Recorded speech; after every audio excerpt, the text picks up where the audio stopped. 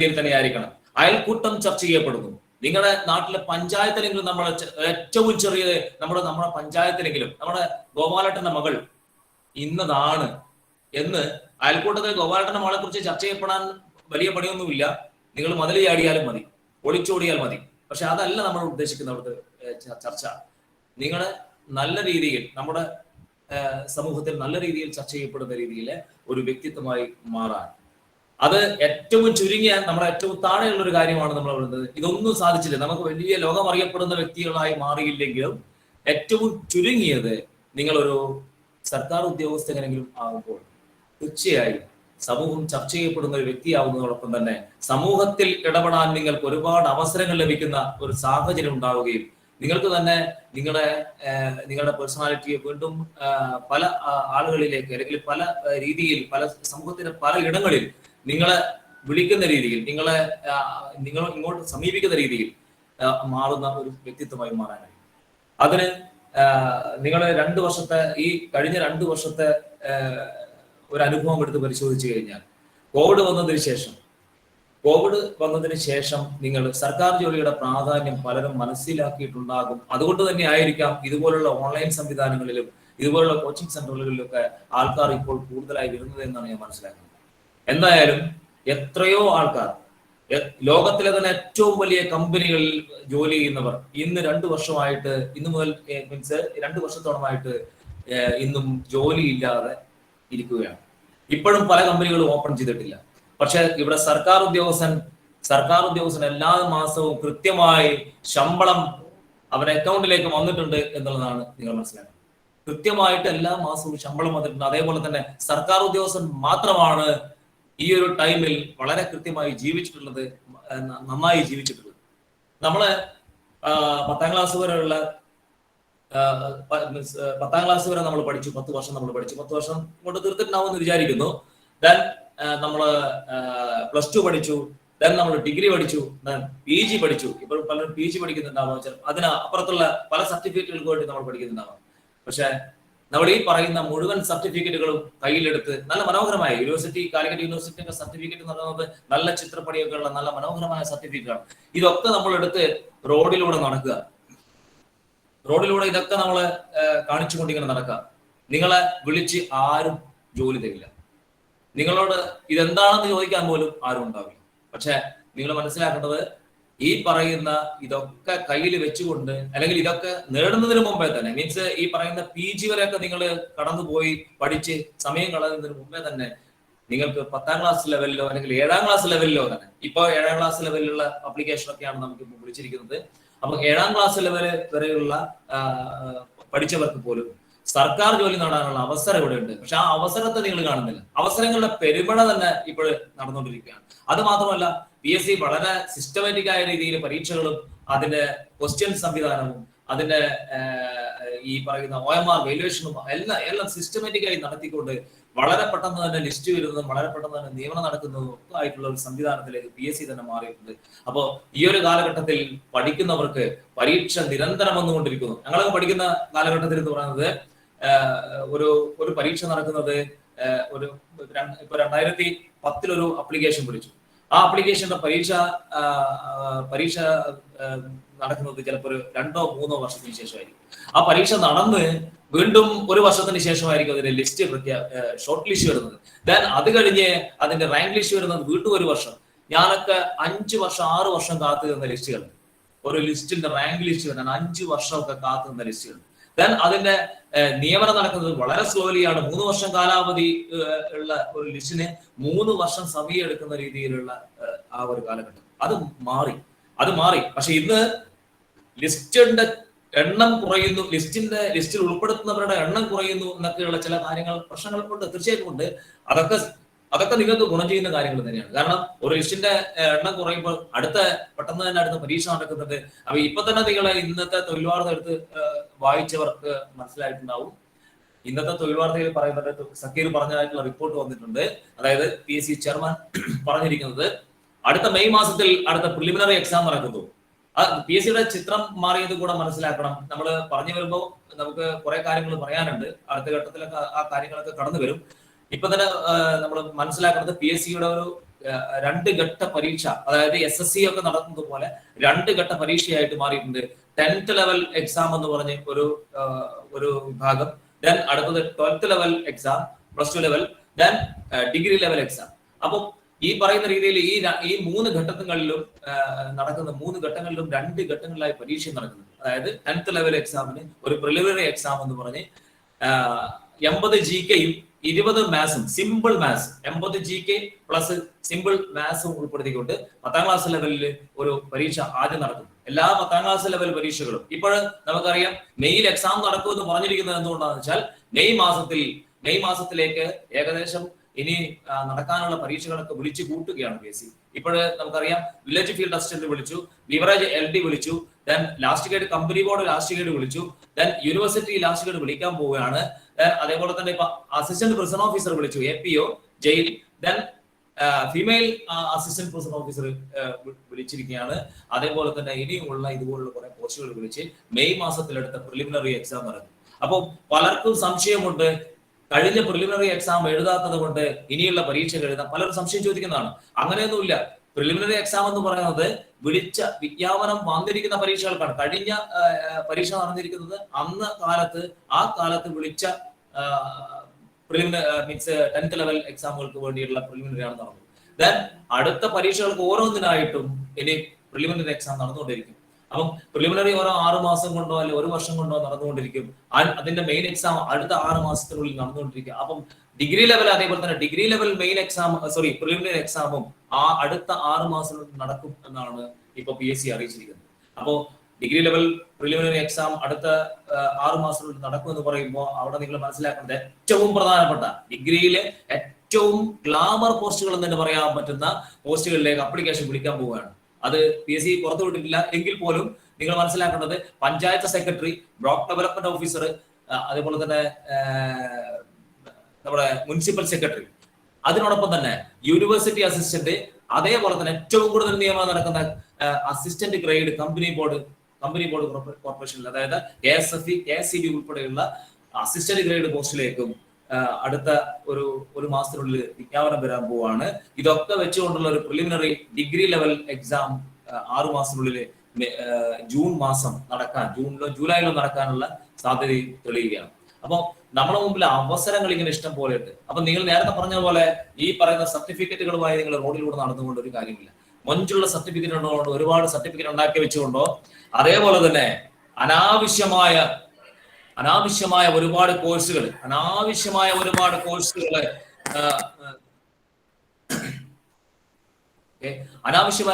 കോഴ്സുകൾ ചെയ്തു കൂട്ടിയതും കാര്യമില്ല. നമ്മുടെ നാട്ടില് ഈ പറയുന്ന 10-30,000 രൂപയൊക്കെ ചെലവ് ചെയ്തിട്ട് പല കോഴ്സുകളും, അതായത് ഡിഗ്രിക്ക് ശേഷവും PGക്ക് ശേഷവും, അതായത് പല കമ്പ്യൂട്ടർ കോഴ്സ് ഒന്നും ചെയ്തത് മോശമൊന്നും ഞാൻ പറയില്ല.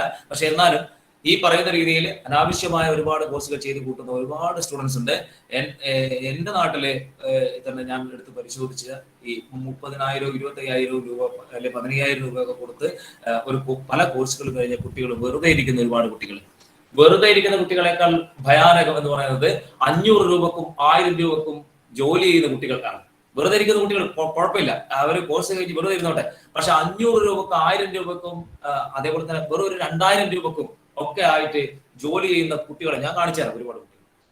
അതേപോലെ തന്നെ ഈ പറയുന്ന പല പാരാമെഡിക്കൽ കോഴ്സുകൾ കഴിയുമ്പോൾ അവരോട് പറയുന്നത് പ്ലേസ്മെന്റ് ആണ്. ഈ പ്ലേസ്മെന്റ് കൊടുക്കുന്നത് അവരുടെ തന്നെ സ്ഥാപനത്തിൽ പ്ലേസ്മെന്റ് കൊടുക്കുമ്പോൾ അവർ പറയുന്നത് 6 മാസത്തെ പെർഫോമൻസ് ഇവർ പഠിപ്പിക്കുന്നു, അവരുടെ സ്ഥാപനത്തിൽ പ്ലേസ്മെന്റ് കൊടുക്കുന്നു, അവരുടെ പെർഫോമൻസ് അനുസരിച്ച് ശമ്പളം എന്ന് പറയുന്നു. നോക്കണം, അവർ പഠിപ്പിച്ചിട്ട് അവരുടെ പെർഫോമൻസ് നോക്കുന്നത്, അവരാണ് പഠിപ്പിച്ചത്.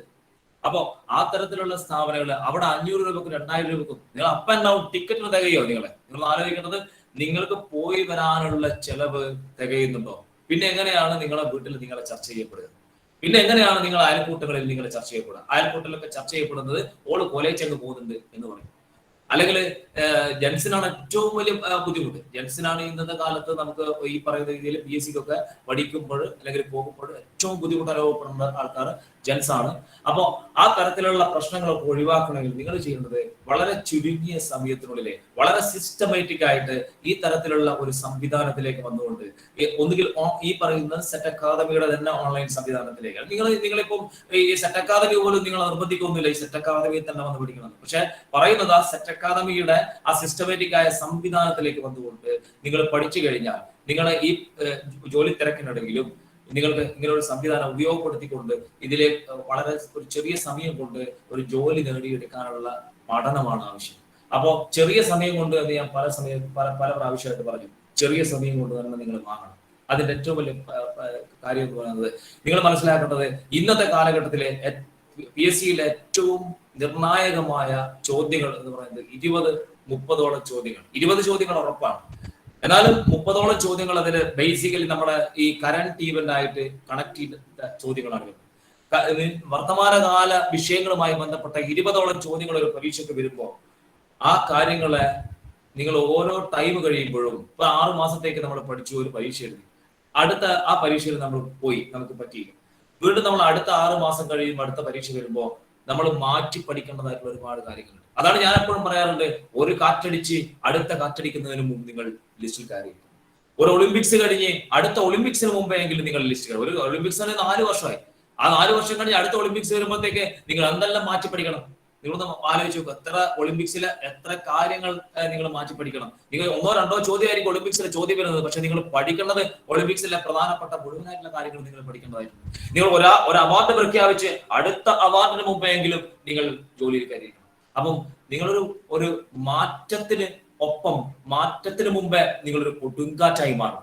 അപ്പം നിങ്ങൾ മനസ്സിലാക്കുന്നത് ഈ പറയുന്ന രീതിയിൽ ഒരു ഷോർട്ട് പീരീഡിൽ പരമാവധി പോയാൽ 1 വർഷം 1.5 വർഷത്തിനുള്ളിലെങ്കിലും നിങ്ങൾ ജോലിയിൽ കയറണം. അപ്പൊ അവിടെ പ്രധാനപ്പെട്ട ഒരു കാര്യം എന്ന് പറയുന്നത്, നിങ്ങൾ ഇതിന് സാധിക്കാതെ വരുമ്പോൾ നിങ്ങൾക്ക് തന്നെ മടുപ്പ് വരും. പക്ഷെ 5 വർഷവും 6 വർഷമൊക്കെ പഠിച്ച് ജോലിയിൽ കയറിയ ആൾക്കാരുണ്ട്. അത് സഹനമാണ്. നിങ്ങൾ മനസ്സിലാക്കേണ്ടത്, നിങ്ങളുടെ നാളുകൾ മനോഹരമാകണമെങ്കിൽ നിങ്ങളുടെ ഇന്നലകളിൽ നിങ്ങൾ ത്യാഗം അനുഭവിച്ചിരിക്കണം. നിങ്ങളുടെ നാളുകൾ മനോഹരമാകണമെങ്കിൽ നിങ്ങളുടെ ഇന്നലകളിൽ അതേപോലെ ഇന്നുകളിൽ നിങ്ങൾ ത്യാഗം അനുഭവിച്ചിരിക്കണം. തീർച്ചയായും സന്തോഷങ്ങളെ പല മുഹൂർത്തങ്ങളിൽ നിങ്ങൾ ഒഴിവാക്കിയിരിക്കണം. അപ്പൊ ആ തരത്തിലുള്ള നിങ്ങളുടെ ഒരു ത്യാഗ മനോഭാവം ആ ഒരു ഷോർട്ട് പീരീഡിൽ നിങ്ങൾ ചെയ്തു കഴിഞ്ഞാൽ പിന്നീടുള്ള പീരീഡ് എന്ന് പറയുന്നത് മനോഹരമായ ഒരു കാലഘട്ടമാണ്. അതിൽ നിങ്ങൾ മനസ്സിലാക്കേണ്ടത്, പലരും ചോദിക്കാറുണ്ട്, എന്തിന് ഈ പറയുന്ന സർക്കാർ ജോലി, ഇതിലും വലിയ ശമ്പളത്തില് ജോലി ചെയ്യാൻ, അല്ലെ ഇതിലും സൗകര്യത്തിൽ ജോലി ചെയ്യാനുള്ള സംവിധാനങ്ങൾ ഇല്ലേ എന്നൊക്കെ. എന്റെ നാട്ടിൽ നിന്നൊക്കെ പറയുന്നത് വെച്ചാൽ നിങ്ങളൊക്കെ പല സ്ഥലങ്ങളിലുള്ള ആൾക്കാരാണ്. അപ്പൊ നിങ്ങൾക്കും അറിയാം നിങ്ങളുടെ നാട്ടിലുള്ള അവസ്ഥയിൽ തന്നെ ഇരിക്കുന്നത്.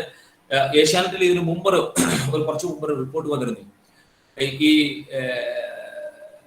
നമ്മുടെ ടെക്സ്റ്റൈലിലൊക്കെ ലേഡീസിന് ഇരിക്കാൻ ഇരിപ്പിടങ്ങളില്ല, ഭക്ഷണം കഴിക്കാൻ പ്രത്യേക സമയമില്ല എന്നൊക്കെ പറഞ്ഞു റിപ്പോർട്ട്.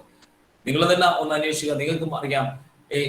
നമ്മുടെ നാട്ടില് നമ്മുടെ മെയിൻ റോഡുകളിലേക്ക് ചിലപ്പോൾ ചെന്ന് കഴിയുമ്പോൾ ഒരു 7 മണിക്ക് ശേഷം 8 മണി, രാത്രി 7 മണി 8 മണിക്ക് ശേഷം ഒരേ കളറിൽ കോഴിക്കുട്ടികളൊക്കെ വരുന്നതിന് പോലെ കുറെ പെണ്ണുങ്ങൾ ഒരേ ഡ്രസ്സിൽ വരുന്ന കാണാം, ഒരേ യൂണിഫോമിൽ വരുന്ന കാണാം. നിങ്ങൾ മനസ്സിലാക്കേണ്ടത്, ഈ പറയുന്ന ലേഡീസ് രാവിലെ 8 മണിക്ക് അവർ ഇറങ്ങുവാണ്, രാവിലെ 7 മണിക്കോ 8 മണിക്കോ അവർ ഇറങ്ങുവാണ് ഈ ജോലി സ്ഥലത്തേക്ക് പോകാൻ വേണ്ടി. രാവിലെ 7 മണിക്കോ 8 മണിക്കോ ഇറങ്ങുമ്പോൾ അവരുടെ മക്കളെ പറ്റി അവർക്ക് ചിന്തിക്കാൻ സമയമില്ല, അവരുടെ അച്ഛനമ്മമാരെ കുറിച്ച് ചിന്തിക്കാൻ അവർക്ക് സമയമില്ല. അതേപോലെ തന്നെ അവര് രാത്രി വരുന്നത് 8 മണിക്ക് 7 മണിക്ക് ശേഷമാണ് അവർ ഇറങ്ങുന്നത്. 8 മണിക്ക് ശേഷം 9 മണിക്ക് ശേഷം വീട്ടിലെത്തുകയാണ്.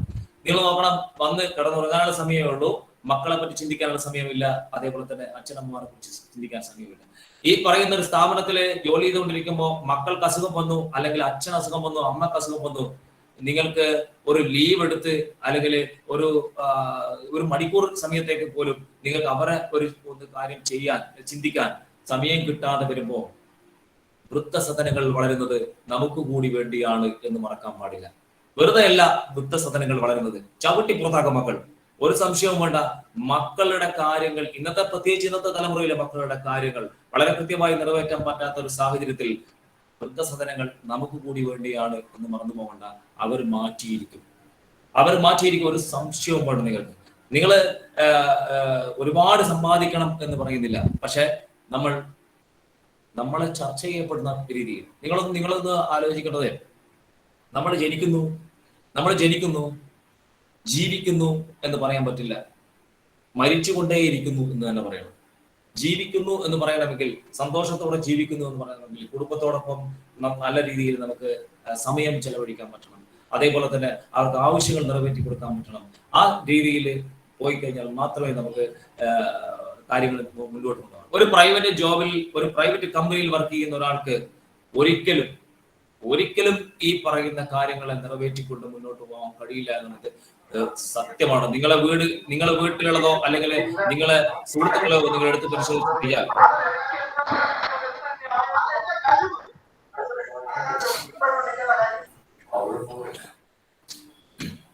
ഓക്കെ, അപ്പോ എടുത്ത് പരിശോധിച്ച് കഴിഞ്ഞാൽ നിങ്ങൾക്ക് മനസ്സിലാവും, ഒരു പ്രൈവറ്റ് ജോബിൽ വർക്ക് ചെയ്യുന്ന ഒരാൾക്ക് ഈ പറയുന്ന കാര്യങ്ങൾ നിറവേറ്റിക്കൊണ്ട് മുന്നോട്ട് പോകാൻ കഴിയില്ല.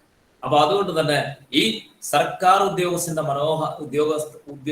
മനോഹാരിത എന്ന് പറയുന്നത് അതൊരു സംഭവം തന്നെ, ഒരു സംശയവുമില്ല കാര്യത്തിൽ. നിങ്ങൾ മനസ്സിലാക്കേണ്ടത് 52, അതായത് 365 ദിവസമാണ് നമ്മുടെ കലണ്ടർ ഉള്ളത്. അതിൽ 52 ഞായറാഴ്ചകൾ സർക്കാർ ഉദ്യോഗസ്ഥൻ പോകേണ്ട ആവശ്യമില്ല. ദെൻ 13 രണ്ടാം ശനിയാഴ്ചകൾ സർക്കാർ ഉദ്യോഗസ്ഥൻ പോകേണ്ട ആവശ്യമില്ല.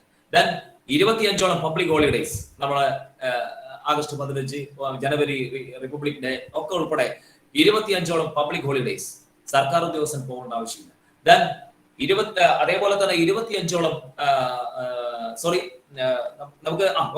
നമുക്ക് അനുവദിക്കുന്നു 25ഓളം CL-കൾ, അതായത് കാഷ്വൽ ലീവുകൾ അനുവദിക്കുന്നു. 25ഓളം ലീവ് അനുവദിക്കുന്നത്.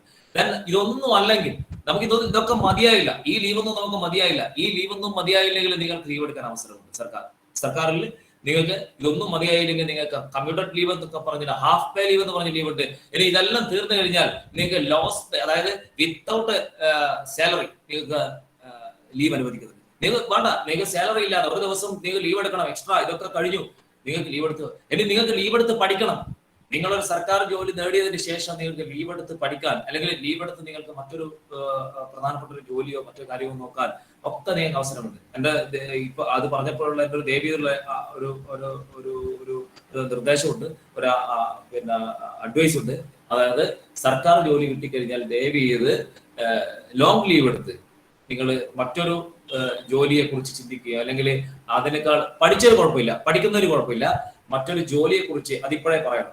അതുകൊണ്ട് അത് പ്രധാനപ്പെട്ട കാര്യം എന്ന് വെച്ചാൽ, നമുക്കറിയാം സർക്കാർ ജോലി കിട്ടി ലോങ് ലീവ് എടുക്കുന്ന സമയത്ത് ആ പോസ്റ്റ് അവിടെ കിടക്കുവാണ്, അയാളെയും കാത്ത്. അത് മറ്റൊരാളുടെ അവസരം കൂടെ നഷ്ടപ്പെടുത്തുന്ന രീതിയിൽ ഒരു സംവിധാനമാണ്. എത്രയോ പേര് ക്ലാസ് എടുക്കുന്നുണ്ട് സർക്കാർ ജോലി മാറ്റിവെച്ചുകൊണ്ട്, അതായത് താൽക്കാലിക ലീവ് എടുത്തുകൊണ്ട് 5 വർഷവും 10 വർഷവും ലീവ് എടുത്തുകൊണ്ട്. ഈ പറയുന്നവർ മനസ്സിലാക്കുന്ന ഒരു കാര്യമുണ്ട്. ഇവര് ഈ PSC ക്ലാസ് എടുക്കുന്നവര് പ്രധാനമായിട്ട് മനസ്സിലാക്കുന്നത് ഒരു ധാർമ്മികതയില്ല, വെറുതെ, കാരണം ആ സംവിധാനത്തെ നശിപ്പിക്കുകയാണ്. അപ്പൊ അത് നിങ്ങൾ എന്തായാലും ചെയ്യാൻ പാടില്ല. അത് നേരത്തെ തന്നെ ഞാൻ നിങ്ങളോട് പറയുകയാണ്. ഓക്കെ, അപ്പൊ ഈ പറയുന്ന രീതിയിൽ ഇത്രയും ലീവുകൾ 365 ദിവസത്തിൽ ഇത്രയും ലീവുകൾ നിങ്ങൾക്ക് അനുവദിക്കാൻ,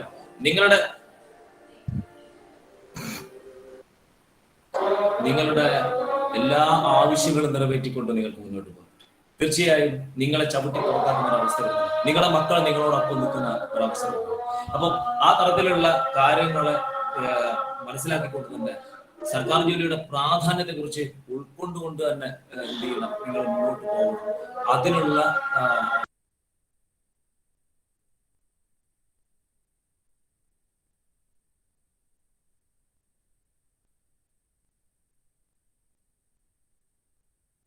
സാറേ സൗണ്ട് പോയി. Okay, hello.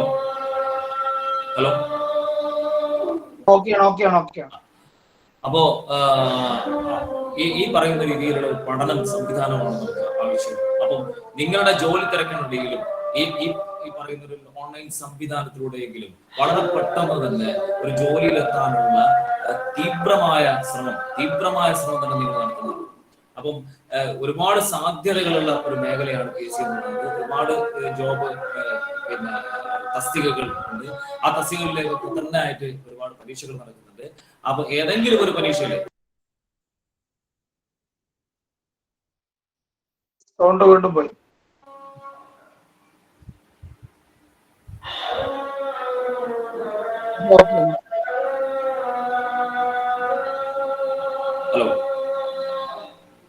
ഓക്കെയാണ് സാർ, ഓക്കെയാണ്. ഓക്കെ.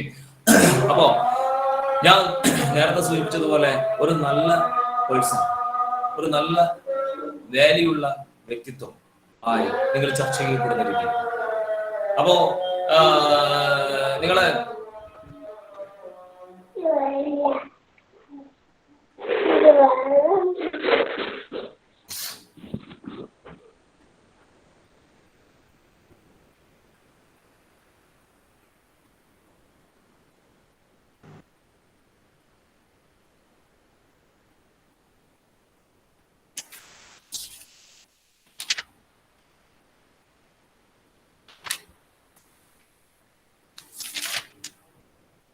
ഹലോ,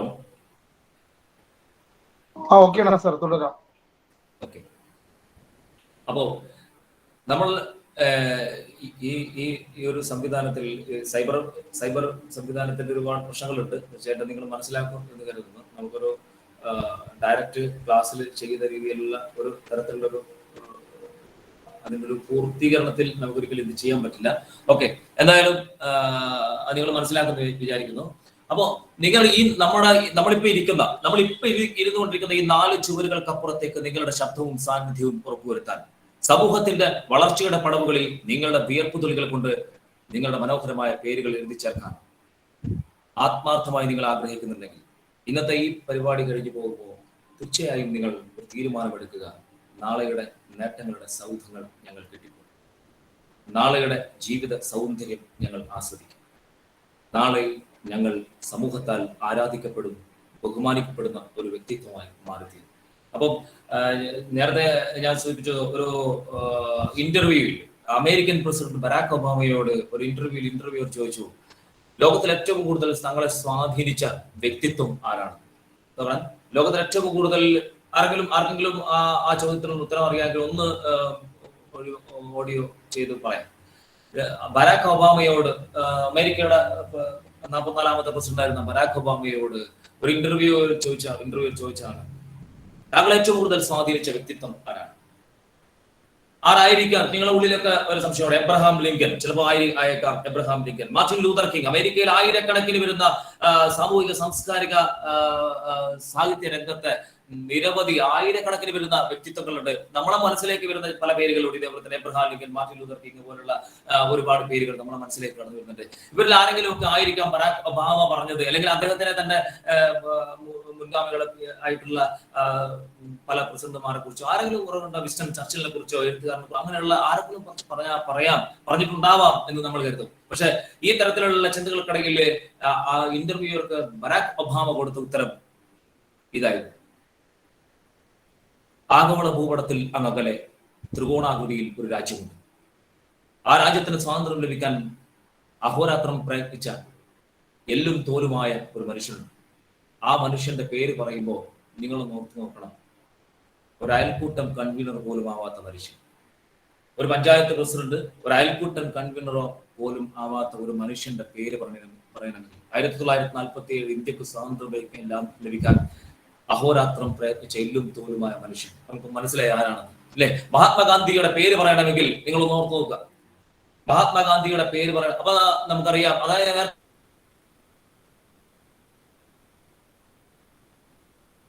നിങ്ങൾ ഈ സെറ്റ് അക്കാദമിയുടെ ഓൺലൈൻ ക്ലാസ്സിൽ വന്ന് പഠിച്ച് ഒരു സർക്കാർ ഉദ്യോഗസ്ഥൻ തന്നെ ആവണമെന്നില്ല. പക്ഷെ നിങ്ങളുടെ പേഴ്സണാലിറ്റി, നിങ്ങൾക്ക് പറ്റാവുന്ന ഏറ്റവും നല്ല വ്യക്തിയായി, നിങ്ങളിലെ ഏറ്റവും നല്ല വ്യക്തി, നിങ്ങളിലേക്ക് നിങ്ങൾ ഇറങ്ങി ചെല്ലുക. അതാണ് വേണ്ടത്. നമ്മളെപ്പോഴും മണ്ണടിഞ്ഞു പോകുന്നത് നമ്മളിലേക്ക് ഇറങ്ങാതെയാണ്, നമ്മളിലേക്ക് എത്താതെയാണ് നമ്മൾ മണ്ണടിഞ്ഞു പോകുന്നത്. ആ മണ്ണടിഞ്ഞു പോക്കല്ല നമുക്ക് ആവശ്യം. തീർച്ചയായും നമ്മളിലേക്ക് ഇറങ്ങി ചെന്നുകൊണ്ട് നമ്മൾ ഒരു നല്ല വ്യക്തിത്വമായി മാറിത്തീരണം. ബാല്യകാലത്ത് ബാക്ക് ബെഞ്ചിൽ, അതായത് സ്കൂൾ കെട്ടിടത്തിൽ, സ്കൂളിൽ ക്ലാസ് റൂമിൽ ബാക്ക് ബെഞ്ചിലിരുന്ന് പേപ്പർ ചുരുട്ടി സിഗരറ്റ് വലിച്ച, അല്ലെങ്കിൽ പേപ്പർ ചുരുട്ടി ബീഡി വലിച്ച ഒരു വിദ്യാർത്ഥി, രാമേശ്വരത്തെ തെരുവുകളിൽ തന്റെ വട്ടച്ചെലവിന് വേണ്ടി പത്രം വിറ്റു നടന്ന ഒരു ബാലൻ, കാലത്തിനിപ്പുറം കാലത്തിനതീതനെന്ന് തന്റെ ഇച്ഛാശക്തി കൊണ്ട് തെളിയിച്ച, ഈ ഭാരതത്തിന് ഒരു ആണവ ബഹിരാകാശ രംഗത്ത് ലോകത്തിലെ തന്നെ ഏറ്റവും വലിയ ശക്തിയായി മാറാൻ സഹായിച്ച ഒരു വ്യക്തിത്വം അവിടെ നമ്മൾ ഓർക്കുകയാണ്. അബുൽ ഫക്കീർ ജൈനുദ്ദീൻ അബ്ദുൽ കലാം എന്ന വ്യക്തി. നമ്മൾ ഓർക്കേണ്ടത് അബുൽ ഫക്കീർ ജൈനുദ്ദീൻ അബ്ദുൽ കലാം. അതേപോലെ തന്നെ നിങ്ങൾ ഓർമ്മിക്കുക, വളരെ ദരിദ്ര കുടുംബത്തിൽ ജനിച്ച് ഒരു കർഷകന്റെ മകനായി ജനിച്ച്, എന്നാൽ മരിക്കുന്ന സമയത്ത് ബിൽ ഗേറ്റ്സിന്റെ സമ്പാദ്യത്തെക്കാൾ 6.5 ഇരട്ടി സമ്പാദ്യം ഉണ്ടായിരുന്ന നമ്മുടെ റോക്ക്ഫെല്ലർ എന്ന് പറഞ്ഞാൽ ജോൺ ഡേവിഡ് റോക്ക്ഫെല്ലറെ കുറിച്ച് നിങ്ങൾക്കറിയാം. ഈ റോക്ക്ഫെല്ലർ ആണ് UN സെക്രട്ടേറിയറ്റിന് സ്ഥലം സൗജന്യമായി നൽകിയ വ്യക്തി. ഈ റോക്ക്ഫെല്ലറോട് ഇതേപോലെ തന്നെ ഒരു ഇന്റർവ്യൂവിൽ ഒരു ചോദ്യം ചോദിച്ചു. റോക്ക്ഫെല്ലറോട് ചോദിച്ച ചോദ്യം ഇതായിരുന്നു ഇന്റർവ്യൂയർ: താങ്കൾ ഇത്രയും പരിമിതപ്പെട്ട ഒരു ജീവിത സാഹചര്യത്തിൽ നിന്ന് ഒരു കൃഷിക്കാരന്റെ മകനായി ജനിച്ച് വളരെ കഷ്ടപ്പെട്ട് ജീവിച്ചു വന്ന ഒരു വ്യക്തി ലോകത്തിലെ തന്നെ ഏറ്റവും വലിയ സമ്പന്നനായി മാറിയത് താങ്കളുടെ ഭാഗ്യം കൊണ്ടല്ലേ എന്ന്. നമ്മൾക്കും ഒരു അസുഖമുണ്ട്. നമ്മളെ വീട്ടിനടുത്തൊക്കെ സർക്കാർ ഉദ്യോഗം കിട്ടുമ്പോൾ നമ്മൾ പറയും, ഭാഗ്യം കൊണ്ട് രക്ഷപ്പെട്ടു. ഭാഗ്യം കൊണ്ടൊന്നും ഒരിക്കലും സർക്കാർ ഉദ്യോഗസ്ഥനോ അല്ലെങ്കിൽ ഒരു കാര്യത്തിലും ഭാഗ്യം കൊണ്ട് രക്ഷപ്പെടുന്ന ഒരു സംവിധാനം എന്തായാലും ഇല്ല കേട്ടോ. അത് നിങ്ങൾ മനസ്സിലാക്കണം. ഓക്കെ, അപ്പോ ഈ ഇന്റർവ്യൂവർ ചോദിച്ച ചോദ്യത്തിന് ഇയാൾ കൊടുത്ത മറുപടി തരും: ലോകത്തിലെ എല്ലാവരുടെയും തലക്ക് മുകളിലൂടെ ഭാഗ്യദേവത ഒരു തവണ പറക്കും. ഈ ഒരു തവണ പറക്കുന്ന സമയത്ത് എനിക്ക് കൃത്യമായി ആ ഭാഗ്യദേവതയെ എത്തിപ്പിടിക്കാൻ പറ്റി, അതുകൊണ്ട് ഞാൻ രക്ഷപ്പെട്ടു എന്ന് പറഞ്ഞപ്പോ ഇന്റർവ്യൂവിൽ അടുത്ത ചോദ്യം, നമ്മളെ കൊനിഷ്ടുണ്ടല്ലോ, നമ്മളെ പരിപാടി അതന്നെ. അതായത് ഇന്റർവ്യൂയുടെ അടുത്ത ചോദ്യം ഇതായിരുന്നു: നിങ്ങൾ ഭാഗ്യദേവത ഒരു തവണയല്ലേ പറക്കുന്നത്, ആ ഒരു തവണ പറക്കുന്ന സമയത്ത് നിങ്ങൾക്ക് എത്തിപ്പിടിക്കാൻ പറ്റിയത് അത് നിങ്ങളുടെ ഭാഗ്യമല്ലേ? എല്ലാം ഭാഗ്യം കൊണ്ട് എന്ന് വരുത്തി തീർക്കണം, അതാണ് പ്രശ്നം, അതാണ് കാര്യം. അപ്പൊ അദ്ദേഹം നമ്മൾ റോക്ക്ഫെല്ലർ കൊടുത്ത മറുപടി ഇതായിരുന്നു: ഭാഗ്യദേവത ഒരു തവണയെ പറക്കുള്ളൂ, തീർച്ചയായും ഒരു തവണയെ പറക്കുള്ളൂ. പക്ഷെ ഞാൻ ചാടിക്കൊണ്ടേയിരുന്നു, ഞാൻ ഈ ഭാഗ്യദേവതയെ പിടിക്കാൻ ചാടിക്കൊണ്ടേയിരുന്നു. ഒരു ചാട്ടത്തിൽ, എപ്പോഴോ ഒരു ചാട്ടത്തിൽ ആ ഭാഗ്യദേവത എനിക്ക് പിടിക്കാൻ പറ്റി. നമ്മൾ ചാടുന്നില്ല, നമ്മൾ ഓടുന്നില്ല, നമ്മൾ വെറുതെ ഇരിക്കുകയാണ്. നമ്മൾ വെറുതെ ഇരിക്കുന്ന സംവിധാനമല്ല നമുക്ക് വേണ്ടത്. നമ്മൾ ഉണർന്ന് പ്രവർത്തിക്കുന്ന സമയത്ത് നിങ്ങൾ ഇന്ന് ഉണർന്നിരിക്കൂ, നാളെ നിങ്ങൾക്ക് സുഖമായി വേണം. അത് കിടക്കേണ്ട പരസ്യമായിട്ടോ. പക്ഷെ ഞാൻ പറഞ്ഞത് അതൊരു മനോഹരമായ ഒരു ക്യാപ്ഷൻ ആയതുകൊണ്ട് പറഞ്ഞത് മാത്രം. നിങ്ങൾ ഇന്ന് ഉണർന്നിരിക്കൂ, നാളെ നിങ്ങൾക്ക് സുഖമായി ഉറങ്ങാം. ഉറങ്ങാൻ വേണ്ടിയിട്ടല്ല, മോഹൻലാൽ പറഞ്ഞ പോലെ ഉറങ്ങാൻ വേണ്ടിയിട്ടല്ല സർക്കാർ ജോലി വാങ്ങിച്ചത്. അപ്പോ അതുകൂടെ ഓർമ്മിക്കാം. അപ്പോ നിങ്ങൾ എന്ത് ചെയ്യാന്ന് വെച്ചാൽ ഇന്ന് നിങ്ങൾ ഉണർന്നിരിക്കുക, വളരെ കൃത്യമായിട്ട് ഇതിനെപ്പറ്റി മനസ്സിലാക്കുക, ഈ സിസ്റ്റം എന്താണെന്ന് മനസ്സിലാക്കുക. ഈ സിസ്റ്റം എന്താണെന്ന് മനസ്സിലാക്കി പഠിച്ചു കഴിഞ്ഞാൽ ഒരു ബുദ്ധിമുട്ടുള്ള കേസല്ല. ഒറ്റ മിനിറ്റ്, എന്റെ ലാപ്പ് ഒന്ന് ചാർജ് ഇട്ടോട്ടെ.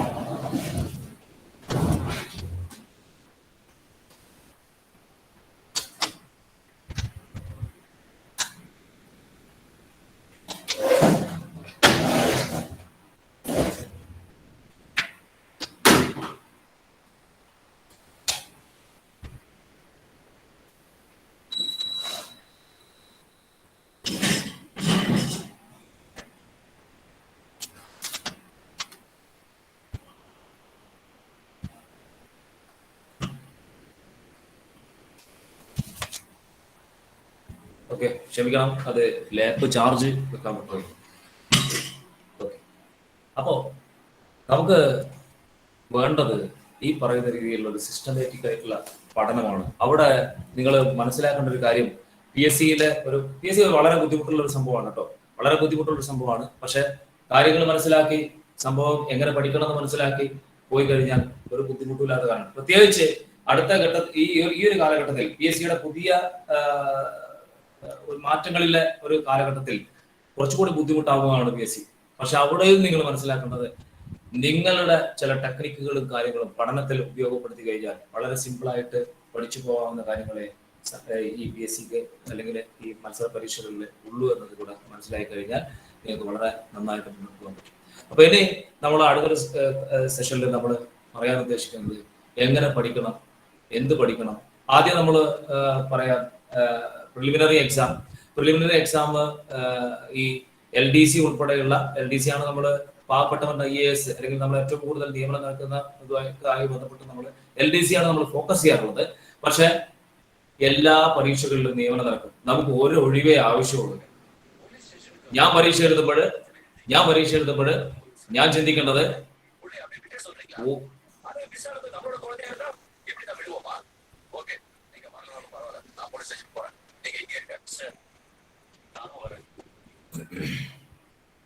നമുക്ക് ഒരു ഒഴിവേ ആവശ്യമുള്ളൂ. ഒരു ഒഴിവുള്ള അപ്ലിക്കേഷൻ നമ്മൾ കൊടുക്കുക. ഇന്ന് നമ്മൾ പലരും അപ്ലിക്കേഷൻ കൊടുക്കുമ്പോൾ പഠിക്കുന്ന ഒരു കാര്യമുണ്ട്. ഈ കൺഫർമേഷൻ കൊടുത്തു കഴിഞ്ഞാൽ അല്ലെങ്കിൽ അപ്ലൈ ചെയ്ത് കഴിഞ്ഞാൽ പിന്നീട് PSC ബ്ലോക്ക് ചെയ്യോ, അങ്ങനെയാണോ ഇങ്ങനെയാണോ, അതുകൊണ്ട് അപ്ലൈ ചെയ്യാത്തവരുണ്ട്, അപ്ലൈ ചെയ്തതിന് കൺഫർമേഷൻ കൊടുക്കാത്തവരുണ്ട്. ഇതിന്റെ ഒന്നും ആവശ്യമില്ല. നിങ്ങൾ പേടിക്കേണ്ട ഒരു ആവശ്യമില്ല. ഒരു പരീക്ഷ എഴുതാത്തതുകൊണ്ട് ഇതുവരെ ബ്ലോക്ക് ചെയ്തിട്ടില്ല. ഇനി ബ്ലോക്ക് ചെയ്താൽ തന്നെ അങ്ങനെ കാലാകാലത്തേക്ക് PSCക്ക് ബ്ലോക്ക് ചെയ്ത് വെക്കാൻ പറ്റുന്ന ഒരു സംവിധാനമൊന്നുമില്ല. നമ്മള് മനുഷ്യാവകാശങ്ങളും സംഭവങ്ങളൊക്കെ ഉള്ള ലോകത്താണ് ജീവിക്കുന്നത്. തീർച്ചയായിട്ടും PSCക്ക് ഒരു കാലത്തും നിങ്ങളുടെ പരീക്ഷ എഴുതാനുള്ള അവകാശത്തെ തടഞ്ഞു വെക്കാൻ പറ്റില്ല. ഒരു പരീക്ഷ എഴുതാത്തത് ചിലപ്പോൾ ബ്ലോക്ക് ചെയ്തേക്കും. അടുത്ത പരീക്ഷ വരുമ്പോഴത്തേക്ക് നിങ്ങൾക്ക് അത് അൺലോക്ക് ചെയ്ത് തരേണ്ട ഒരു അവസ്ഥ തന്നെയാണ്. തീർച്ചയായിട്ടും നിങ്ങൾ അത് കാരണം കാണിക്കേണ്ടി വരും. ചിലപ്പോൾ അതൊരു അസുഖം കൊണ്ടോ എന്ത് കാരണമാവാം, അത് പ്രശ്നമൊന്നുള്ള വിഷയമല്ല. അതുകൊണ്ട് തന്നെ എല്ലാ ആപ്ലിക്കേഷനും കൃത്യമായിട്ട് കൊടുക്കുകയും എല്ലാ ആപ്ലിക്കേഷനും കൺഫർമേഷൻ കൃത്യമായി കൊടുക്കുകയും പിന്നെ ഒരു കാര്യം ശ്രദ്ധിക്കേണ്ടത് വെച്ചാൽ മെസ്സേജ് വരും, അപ്ലിക്കേഷൻ അയക്കേണ്ട സമയത്ത് മെസ്സേജ് വരും. ഇതൊന്നും വിചാരിച്ചിരിക്കരുത്, അങ്ങനെയൊന്നും ഇല്ല PSCയിൽ. ഇപ്പൊ മെസ്സേജ് ഒന്നും ഇല്ല PSCയിൽ കേട്ടോ. അപ്പൊ കൃത്യമായിട്ട് നിങ്ങളുടെ കയ്യിൽ വലിയ ഫോണുണ്ട് അല്ലെ, ആ വലിയ ഫോണിൽ നിങ്ങൾ എപ്പോഴും നിങ്ങൾ എന്ത് ചെയ്യുക വെച്ചാല് നിങ്ങളുടെ ഈ സൈറ്റ് ഓപ്പൺ ചെയ്യുക. ഈ സൈറ്റ് ഓപ്പൺ ചെയ്തിട്ട് നിങ്ങൾ കൊടുക്കാൻ പറ്റുന്ന ആപ്ലിക്കേഷനെ പറ്റി കൃത്യമായിട്ട് മനസ്സിലാക്കുക. അവിടെയും അപ്ലൈ നൗ എന്ന് കാണിക്കാത്ത പരീക്ഷകളും ചിലത് നിങ്ങൾക്ക് അയക്കാൻ പറ്റുന്നുള്ളൂ മനസ്സിലാക്കണം. കാരണം ചില ക്വാളിഫിക്കേഷൻ ഒക്കെ അങ്ങോട്ടും ഇങ്ങോട്ടും അതേപോലെ തന്നെ അഡീഷണൽ ആയിട്ട് ചില ക്വാളിഫിക്കേഷൻ ഒക്കെ കൊടുക്കാത്തതും ഒക്കെ ആയിട്ടുള്ള ചില ആപ്ലിക്കേഷനൊക്കെ ചിലപ്പം അപ്ലൈ നൗ കാണിക്കണമെന്നില്ല. അതൊക്കെ നിങ്ങൾ വിശദമായിട്ട് എടുത്ത് പരിശോധിക്കണം. ഓരോന്നും വിശദമായി എടുത്ത് പരിശോധിക്കണം. നമ്മൾ ആവശ്യമില്ലാത്ത പല കാര്യങ്ങൾക്ക് വേണ്ടി മൊബൈലിൽ എത്രയോ സമയം നമ്മൾ കളയുന്നുണ്ട്. പക്ഷെ നമ്മൾ പലപ്പോഴും നമ്മളെ വളരെ പ്രധാനപ്പെട്ട ഇത്തരം കാര്യങ്ങൾക്ക് നമ്മൾ സമയം കണ്ടെത്താതെ പോകുന്നതാണ് നമ്മുടെ പ്രശ്നം. ഓക്കെ, അപ്പം ഇത് പിന്നെ ഈ പറഞ്ഞ കാര്യങ്ങൾ ഓർമ്മിക്കുക. അപ്ലിക്കേഷൻ ഒക്കെ കൃത്യമായിട്ട് കൊടുക്കുക, കൺഫർമേഷൻ കൃത്യമായിട്ട് കൊടുക്കുക, അതേപോലെ തന്നെ പരീക്ഷയ്ക്ക് കൃത്യമായിട്ട് പോവുക. പിന്നെ നമ്മൾ ചെയ്യേണ്ട ഒരു പ്രധാനപ്പെട്ട കാര്യം എന്ന് പറയുന്നത് പരീക്ഷാ ഹാളിൽ നമ്മളെ പെർഫോമൻസ് ആണ്. നമ്മൾ പഠിച്ച് നമ്മൾ ഏറ്റവും നന്നായിട്ട് പ്രിപ്പയർ ചെയ്ത് പോകുന്ന ആൾക്കാണ് എപ്പോഴും ടെൻഷൻ ഉണ്ടാവുക. പക്ഷെ നിങ്ങൾ ഓരോരുത്തരും ചെയ്യേണ്ട ഒരു കാര്യം പറഞ്ഞാൽ പരീക്ഷയുടെ അടുത്ത് വരുന്ന ഒരു മാസം അല്ലെങ്കിൽ ആ ഒരു ടൈം ആകുമ്പോഴത്തേക്കും നിങ്ങളുടെ മനസ്സിനെ എല്ലാ ദിവസവും രാവിലെ ഉണരുമ്പോഴും രാത്രി ഉറങ്ങുമ്പോഴും നിങ്ങൾ മനസ്സിനെ പറഞ്ഞ് പഠിപ്പിച്ചുകൊണ്ടേയിരിക്കണം. എനിക്ക് പ്രശ്നമല്ല, ഞാൻ ഇത് നേടിയെടുക്കും, എനിക്കിത് ഞാൻ നന്നായി പഠിച്ചിട്ടുണ്ട് തന്നെ, പഠിച്ചിട്ടില്ലെങ്കിലും നന്നായി പഠിച്ചിട്ടുണ്ട് എന്ന് തന്നെ മനസ്സിനെ പറഞ്ഞ് നിങ്ങൾ ആ ഒരു ലെവലിലേക്ക് നിങ്ങൾ മനസ്സിനെ കൊണ്ടുവരണം. പലർക്കും പറ്റാറുള്ള സാധനം എക്സാം ഹാളിലെത്തിയുള്ള പെർഫോമൻസിലാണ് പലരും പരാജയപ്പെട്ടു. എക്സാം ഹാളിലെത്തിയ പെർഫോമൻസ് അത് നമ്മൾ സെൻട്രൽ നടക്കുന്ന നമ്മുടെ പരീക്ഷകൾ പലതും നമ്മൾ ഓൺലൈനായി എഴുതുന്ന പരീക്ഷകൾ പലതും നമ്മൾ കൃത്യമായി മാർക്ക് നേടും. പക്ഷെ പരീക്ഷാ ഹാളിൽ നിങ്ങൾ എത്തുമ്പോൾ അതിന്റെ ചിത്രം മാറുന്നു എന്നാണ്. ഒരു പരീക്ഷാർത്ഥി എപ്പോഴും ചെയ്യുന്നത് പരീക്ഷാ ഹാളിലെത്തി ആദ്യ 10-20 ചോദ്യങ്ങൾ വായിക്കുമ്പോഴത്തേക്ക് തന്നെ ആ പരീക്ഷയുടെ സ്വഭാവം മനസ്സിലാക്കണം. ആ പരീക്ഷയുടെ സ്വഭാവം മനസ്സിലാക്കുകയും അതിന്റെ കട്ട് ഓഫ് വരെ നിങ്ങൾ ഏകദേശം ഒരു കട്ട് ഓഫ് വരെ നിങ്ങൾക്ക് ഇമാജിൻ ചെയ്ത് അല്ലെങ്കിൽ നിങ്ങൾക്ക് അത് പ്രെഡിക്റ്റ് ചെയ്യാൻ പറ്റുന്ന ഒരു രീതിയിലേക്ക് നിങ്ങളുടെ മൈൻഡ് സെറ്റ് ചെയ്തുകൊണ്ട് തീർച്ചയായും അങ്ങനെ ചെയ്താലും മാത്രമേ നിങ്ങൾ രക്ഷപ്പെടാൻ പറ്റൂ. നിങ്ങൾ എത്ര പഠിച്ചിട്ട് കാര്യമില്ല, നിങ്ങൾ അങ്ങനെ ചെയ്താൽ മാത്രമേ നിങ്ങൾ രക്ഷപ്പെടുള്ളൂ. കാരണം പലരും ചെയ്യുന്നത് എന്ന് വെച്ചാൽ ആദ്യം ഒരു തവണ എല്ലാം ചെയ്തു അറിയാവുന്നതൊക്കെ ചെയ്യും. അപ്പോൾ വായിച്ച് പോകുമ്പോൾ നമ്മൾ കരുതുന്നു നമ്മൾ മാത്രം ഇങ്ങനെ വിട്ടുകൊണ്ട് നമ്മൾ മാത്രം ഇങ്ങനെ ക്വസ്റ്റ്യൻ ഒഴിവാക്കിക്കൊണ്ടിരിക്കുകയാണ്. നമ്മളൊരു 60 ക്വസ്റ്റ്യൻ ചെയ്തു. ഈ 60 ക്വസ്റ്റ്യൻ ചെയ്ത് കഴിഞ്ഞതിന് ശേഷം നമ്മൾ 2ാം റൗണ്ട് വരികയാണ്. നമുക്കൊരു 15-20 മിനിറ്റ് ബാക്കിയുണ്ട്. ഈ 20 മിനിറ്റ് കൊണ്ട് നമ്മൾ ബാക്കി 40 ക്വസ്റ്റ്യൻ നമ്മൾ ചെയ്യും. 20 മിനിറ്റ് കൊണ്ട് ബാക്കി 40 ക്വസ്റ്റ്യൻ നമ്മൾ ചെയ്യും. ഈ പറയുന്ന രീതിയിലുള്ള കക്ഷികൾ. അപ്പോ അവിടെ നിങ്ങൾ മനസ്സിലാക്കേണ്ടത് ബാക്കി ചെയ്തിരിക്കുന്നത് ഏകദേശവും തെറ്റായി. എപ്പോഴും നമുക്കുള്ളൊരു പ്രശ്നം, പരീക്ഷാ ഹാളിൽ എത്തുമ്പോഴുള്ള ഒരു പ്രശ്നം എന്ന് പറയുന്നത് ഒരു അറിയുന്ന ചോദ്യങ്ങൾ തന്നെ കാണുമ്പോൾ നമുക്ക് അതിന്റെ ഓപ്ഷൻസ് കാണുമ്പോൾ സംശയമായിരിക്കും. നമ്മൾ ഓപ്ഷൻ എ വായിക്കുന്നു, ബി വായിക്കുന്നു, സി വായിക്കുന്നു, ഡി വായിക്കുന്നു. ഓപ്ഷൻ സിയും എയും ഡിയും അല്ലെങ്കിൽ എയും സിയും ഇതിൽ ഏതെങ്കിലും രണ്ട് നമുക്ക് ഡൗട്ടാണ്.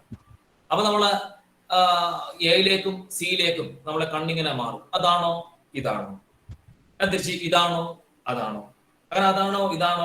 അവസാനം നമ്മൾ എന്ത് ചോദിച്ചാൽ അത്തല കുത്തല തവളാച്ചി മറിയം വന്ന് വിളക്കൂതി ഫ ഫു ഫു, ഇതാണ് സംഭവിക്കാറ്.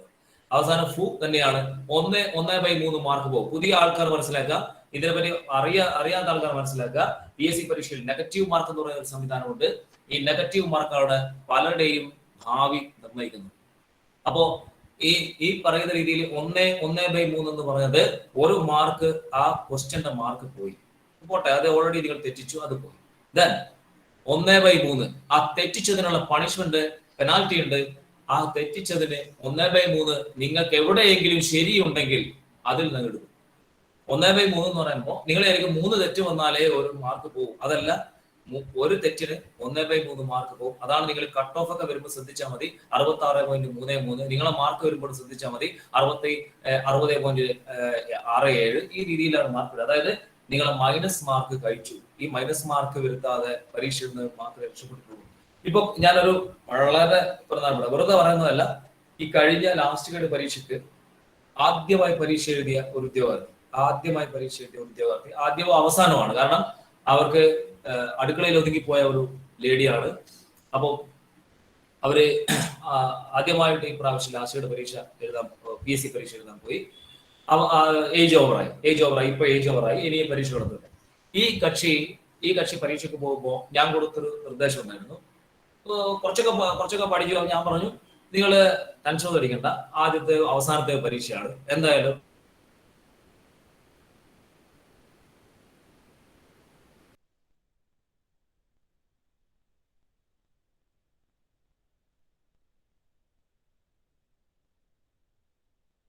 പോരുക എന്ന് പറഞ്ഞപ്പോ മൂപ്പർ അത് കൃത്യമായിട്ട് അനുസരിച്ചു.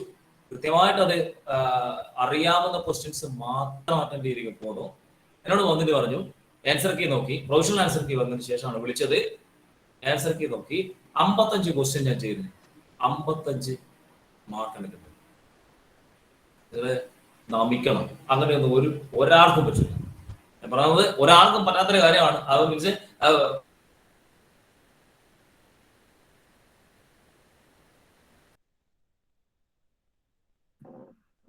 സാർ ഇടയ്ക്ക് സ്റ്റെക്ക് ആവുന്നുണ്ടല്ലോ.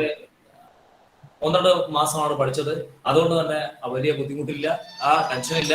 അപ്പൊ മൂപ്പർ എന്ത് ചെയ്തു എന്ന് വെച്ചാൽ അങ്ങനെ കൃത്യമായിട്ടാണ്. അതാ ഞാൻ പറഞ്ഞു പോകുന്നത്, അങ്ങനെ അപ്ലൈ ചെയ്യുക. നിങ്ങൾ ആ ക്ലാസ്സിലെ നിങ്ങളുടെ ആപ്ലിക്കേഷൻ നിങ്ങൾ അതെങ്ങനെ അവിടെ ഇംപ്ലിമെന്റ് ചെയ്യുന്നു, നിങ്ങളുടെ അറിവ് നിങ്ങൾ എങ്ങനെ ഇംപ്ലിമെന്റ് ചെയ്യുന്നു, അതനുസരിച്ചിരിക്കും നിങ്ങളുടെ ഭാവി.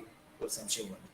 അപ്പം അടുത്തൊരു ഇതിൽ നമ്മൾ പറയാൻ ഉദ്ദേശിക്കുന്നത്, ഈ പറയുന്ന ഓരോ എക്സാമിന്റെയും ഘടന എങ്ങനെയായിരുന്നു എന്നുള്ളത് ഒന്ന് നോക്കാം. അതായത് നമുക്ക് പ്രിലിമിനറി എക്സാമിന് നമുക്ക് അനുവദിച്ചിട്ടുള്ള ക്വസ്റ്റ്യൻസ് 100 ക്വസ്റ്റ്യൻ തന്നെയാണ്. എല്ലാ പരീക്ഷയിലും 100 ക്വസ്റ്റ്യൻ തന്നെയാണ്. അതിൽ GK വിഭാഗത്തിൽ നിന്ന് 80 ക്വസ്റ്റ്യനും 20 സിമ്പിൾ മാത്സുമാണ്. ആ മാത്സിൽ തന്നെ നിങ്ങൾ സിലബസ് എടുത്ത് പരിശോധിച്ചു കഴിഞ്ഞാൽ നമുക്ക് എന്തെങ്കിലും ഷെയർ ചെയ്യാൻ ഇപ്പോൾ സംവിധാനങ്ങളൊന്നുമില്ല, ഒരുപാട് സമയവും നമുക്കില്ല. അതുകൊണ്ട് തന്നെ പ്രിലിമിനറിയുടെ സിലബസ് എടുത്ത് പരിശോധിച്ചാൽ മാത്സിൽ ഏറ്റവും സിമ്പിൾ ആയിട്ടുള്ള ഭാഗങ്ങളേ ഉള്ളൂ.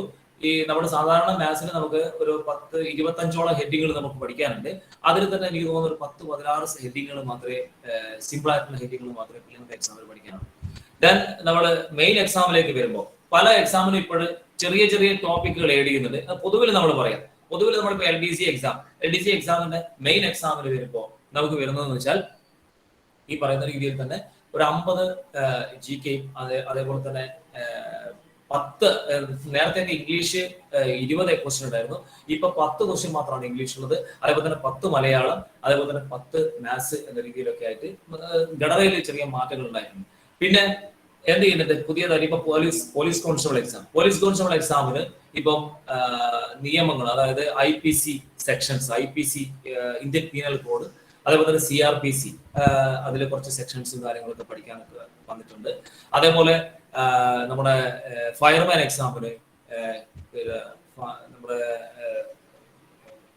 എന്താ പറയാ ഫസ്റ്റ് എയ്ഡ് വരുന്ന ഭാഗത്തുള്ളത്, ഫസ്റ്റ് എയ്ഡുമായി ബന്ധപ്പെട്ട കുറച്ച് കാര്യങ്ങൾ പഠിക്കാൻ, എക്സൈസിൽ നമുക്ക് അബ്കാരി ആക്ട് പഠിക്കാൻ, അങ്ങനെ ഇപ്പൊ പുതിയ ഒരു സംവിധാനത്തിലേക്ക് വന്നപ്പോൾ PSC ഇങ്ങനെ ആവശ്യമുള്ള, അതായത് ആ ജോലിയായിട്ട് തട്ടിച്ച് ആവശ്യമുള്ള ചില കാര്യങ്ങൾ കൂടെ പഠിച്ച് പരീക്ഷ എഴുതാം എന്ന രീതിയിലേക്ക് വന്നിട്ടുണ്ട്. ഇതൊക്കെ ആയാലും പൊതുവിൽ PSC എന്ന് പറയുന്നത് ടോട്ടലി കുറച്ച് GK, കുറച്ച് ഇംഗ്ലീഷ്, കുറച്ച് മാത്സ്, ഇങ്ങനെയുള്ള കാര്യങ്ങളുണ്ട്. ഒരു 10-20 മാർക്കിലാണ് ചില പരീക്ഷകളിൽ മാറ്റം വന്നുകൊണ്ടിരിക്കുന്നത്. പിന്നെ എല്ലാ പരീക്ഷയും മലയാളത്തിലേക്ക് മാറിയിട്ടുണ്ട്. അതായത് ഡിഗ്രി ലെവൽ വരെയുള്ള എല്ലാ പരീക്ഷകളും മലയാളം ഭാഷയിലാണ് ക്വസ്റ്റ്യൻസ് വന്നുകൊണ്ടിരിക്കുന്നത്. അപ്പോ ഇതില് നിങ്ങളോടിപ്പം ചോദിക്കാം, ഇപ്പൊ നമ്മള് പഠിക്കുന്ന കുറച്ച് ആൾക്കാർ ഇതിൽ ഉണ്ടാവുന്നതായിരിക്കുന്നു, പഠനം തുടങ്ങിയ കുറച്ച് ആൾക്കാർ ഉണ്ടായിരുന്നിരിക്കും. ഇതില് നമുക്ക് പഠിക്കുന്നതിൽ ഈ പറഞ്ഞ ഇംഗ്ലീഷ്, മാത്സ്, മലയാളം, GK, ഇതിൽ പൊതുവിലുള്ള സബ്ജക്റ്റുകൾ അവിടെ നിൽക്കട്ടെ, മീൻസ് ഇപ്പൊ അഡീഷണൽ ആയിട്ട് വരുന്ന സബ്ജക്റ്റുകൾ അവിടെ നിൽക്കട്ടെ, പൊതുവിലുള്ള കാര്യങ്ങൾ മാത്രമല്ല നമുക്കുണ്ട്. ഇതില് നിങ്ങൾക്ക് ഏറ്റവും ബുദ്ധിമുട്ടായി തോന്നുന്ന, അല്ലെങ്കിൽ ഒരാൾ പറയാ നിങ്ങൾക്ക് ഏറ്റവും ബുദ്ധിമുട്ടായി തോന്നുന്ന ഭാഗം എന്നാണ്? GK, ഇംഗ്ലീഷ്, മലയാളം, മാത്സ്, ഈ പറയുന്നതിൽ പൊതുവിൽ നിങ്ങൾക്ക് ഒരു ബുദ്ധിമുട്ടാണ് പഠിക്കാൻ എന്ന് തോന്നുന്നു? ആരെങ്കിലും ഒന്ന് അൺമ്യൂട്ട് ചെയ്ത് പറയാം. ഇംഗ്ലീഷ് ആണ്, GK ആണ്. തീർച്ചയായും എനിക്ക് കിട്ടുന്ന ആൻസർ അത് തന്നെയാണ്. ഏറ്റവും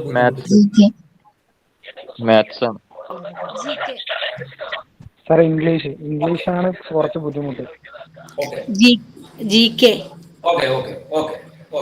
എനിക്ക് ഇംഗ്ലീഷ്. എനിക്ക് ആൻസർ മതി.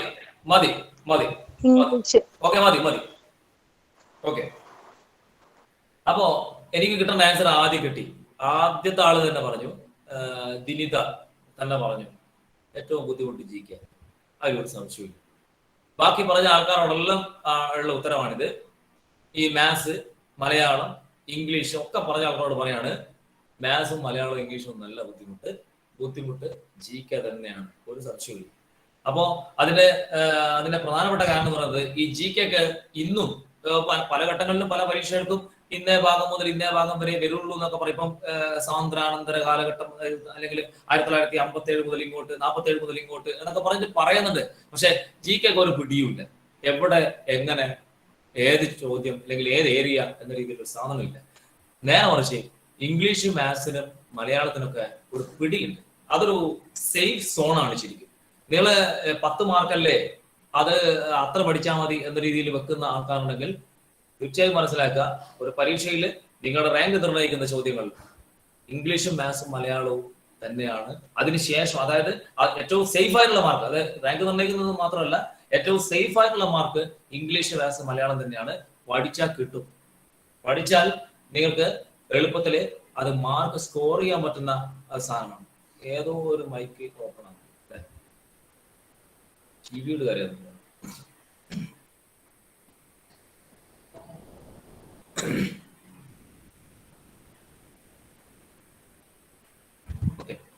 അപ്പോ പിന്നെ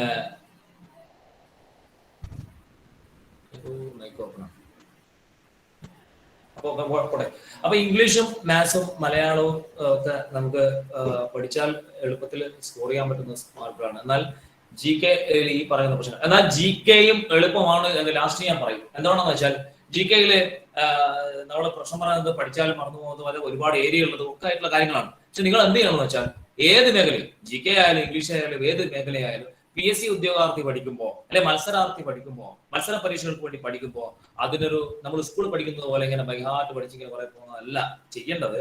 നിങ്ങൾ അതിനൊക്കെ ടെക്നിക്കുകൾ വെച്ച് പഠിക്കണം. ഈ ടെക്നിക്കുകൾ വെച്ച് പഠിക്കുക എന്ന് പറയുമ്പോൾ, അവിടെ നിങ്ങൾക്ക് ഞാൻ ഷെയർ ചെയ്ത് തരുന്ന ഒരു പ്രധാനപ്പെട്ട ഒരു കാര്യം എന്ന് വെച്ചാൽ, എല്ലാ GKയും അല്ലെങ്കിൽ പൊതുവിജ്ഞാന മേഖലയിലെ ഒരുവിധം കാര്യങ്ങളൊക്കെ ഇവിടെ ഉണ്ടായിരിക്കുന്നത്, ഇവിടെ ഈ പറയുന്ന പുസ്തകങ്ങൾ എഴുതി വെച്ചിരിക്കുന്നതായാലും അല്ലെ ചരിത്ര മുഹൂർത്തങ്ങളായാലും ഒക്കെ വന്നിരിക്കുന്നത് എന്തെങ്കിലും കണക്റ്റഡ് ആയിട്ടുള്ള, ഓർത്ത് വെക്കാനുള്ള ചില കാര്യങ്ങളുമായിട്ടാണ്. അതെടുത്ത് പരിശോധിച്ച് കഴിഞ്ഞാൽ മനസ്സിലാവും. ഞാൻ നിങ്ങളോട് ഒരു ചോദ്യത്തോട്, നമ്മുടെ ഇന്ററാക്ഷൻ വളരെ കുറവാണ്, അതുകൊണ്ട് തന്നെ ഒരു ചോദ്യം ആദ്യം ചോദിക്കണം. വളരെ സിമ്പിൾ ആയിട്ടുള്ള ചോദ്യം, വളരെ സിമ്പിൾ ആയിട്ടുള്ള ചോദ്യമാണ്. നമ്മള് പിന്നെ ഇപ്പം ലാസ്റ്റ് ഇയർ പോലുള്ള പരീക്ഷകൾക്കൊക്കെ പണ്ട് ചോദിക്കുമ്പോൾ കേരളത്തിലെ ഏറ്റവും ചെറിയ ജില്ല ഏത്, ഏറ്റവും വലിയ ജില്ല ഏത് എന്നുള്ള ചോദ്യങ്ങളൊക്കെ ചോദിക്കും. ഇപ്പോഴും ചോദിക്കാം. അതിൽ നിന്നും നമുക്ക് പിന്നെ ചോദിച്ചു കഴിഞ്ഞാൽ ഇന്ന ചോദ്യം ചോദിക്കാൻ പാടില്ല എന്ന് പറയാൻ നമുക്ക് പറ്റില്ല. നമുക്ക് ഏറ്റവും ചോദ്യം ടഫായി കഴിഞ്ഞാൽ നമുക്കൊന്നും ചെയ്യാൻ പറ്റില്ല. ചോദ്യം ഏറ്റവും സിമ്പിൾ ആയി കഴിഞ്ഞാൽ നമുക്കൊന്നും ചെയ്യാൻ പറ്റില്ല. അപ്പൊ ഞാൻ പറഞ്ഞു വന്നത്, കേരളത്തിലെ ഏറ്റവും ചെറിയ ജില്ല എന്നൊരു ചോദ്യം ചോദിക്കുമ്പോൾ നമുക്കറിയാം ആലപ്പുഴ ജില്ല. കേരളത്തിലെ ഏറ്റവും വലിയ ജില്ല എന്ന ചോദ്യം ചോദിക്കുമ്പോൾ നമുക്കറിയാം പാലക്കാട് ജില്ല. എന്നാൽ പി എസ് സിയുടെ ചോദ്യ ലെവലിൽ മാറ്റം വരുമ്പോൾ ഒന്നുകൂടെ അകത്തേക്ക് കടക്കുകയാണ് പി എസ് സി, ഒന്നുകൂടെ അകത്തേക്ക് കടക്കുകയാണ്. അപ്പോൾ പി എസ് സി ചോദിക്കുകയാണ്, കേരളത്തിലെ ഏറ്റവും ചെറിയ ജില്ലയായ ആലപ്പുഴ ജില്ലയുടെ വിസ്തീർണം എത്ര? അറിയാവുന്നവർക്ക് ഓഡിയോ വെച്ച് പറയാം, ഓഡിയോ അങ്ങോട്ട് പറയാം. കേരളത്തിലെ ഏറ്റവും ചെറിയ ജില്ലയായ ആലപ്പുഴ ജില്ലയുടെ വിസ്തീർണം എത്ര? നമ്മുടെ മാറ്റമാണല്ലോ ഇപ്പൊ പി എസ് സിയിൽ ഉണ്ടായിക്കൊണ്ടിരിക്കുന്ന മാറ്റം. ആ മാറ്റത്തിനനുസരിച്ച് നമ്മൾ സഞ്ചരിക്കുന്നുണ്ടോ എന്നുള്ളതാണ് ഇന്നത്തെ വിഷയം. ആരുമില്ല. കേരളത്തിൽ ഏറ്റവും ചെറിയ ജില്ല ഏതാണ്? കേരളത്തിൽ എത്ര ജില്ലയുണ്ടെന്നൊക്കെ എല്ലാവർക്കും അറിയാലോ. കേരളത്തിൽ എത്ര ജില്ലയുണ്ട്? 34 ജില്ലയല്ലേ? 14. 14. ഏറ്റവും ചെറുത് ആലപ്പുഴ. ഏറ്റവും ചെറിയ ജില്ല ആലപ്പുഴയാണ്, അത് മനസ്സിലായി. പക്ഷെ എന്റെ ചോദ്യം, കേരളത്തിലെ ആരോ ഒന്നും മനസ്സിലാവുന്നില്ല എന്ന് മെസ്സേജ് അയച്ചിട്ടുണ്ട്. അങ്ങനെ അതുകൊണ്ടോ? അത് അവിടുത്തെ റേഞ്ചിന്റെ പ്രശ്നമായിരിക്കും അല്ലെ? അവിടുത്തെ റേഞ്ചിന്റെ പ്രശ്നമായിരിക്കും. ഓക്കെ, അപ്പോ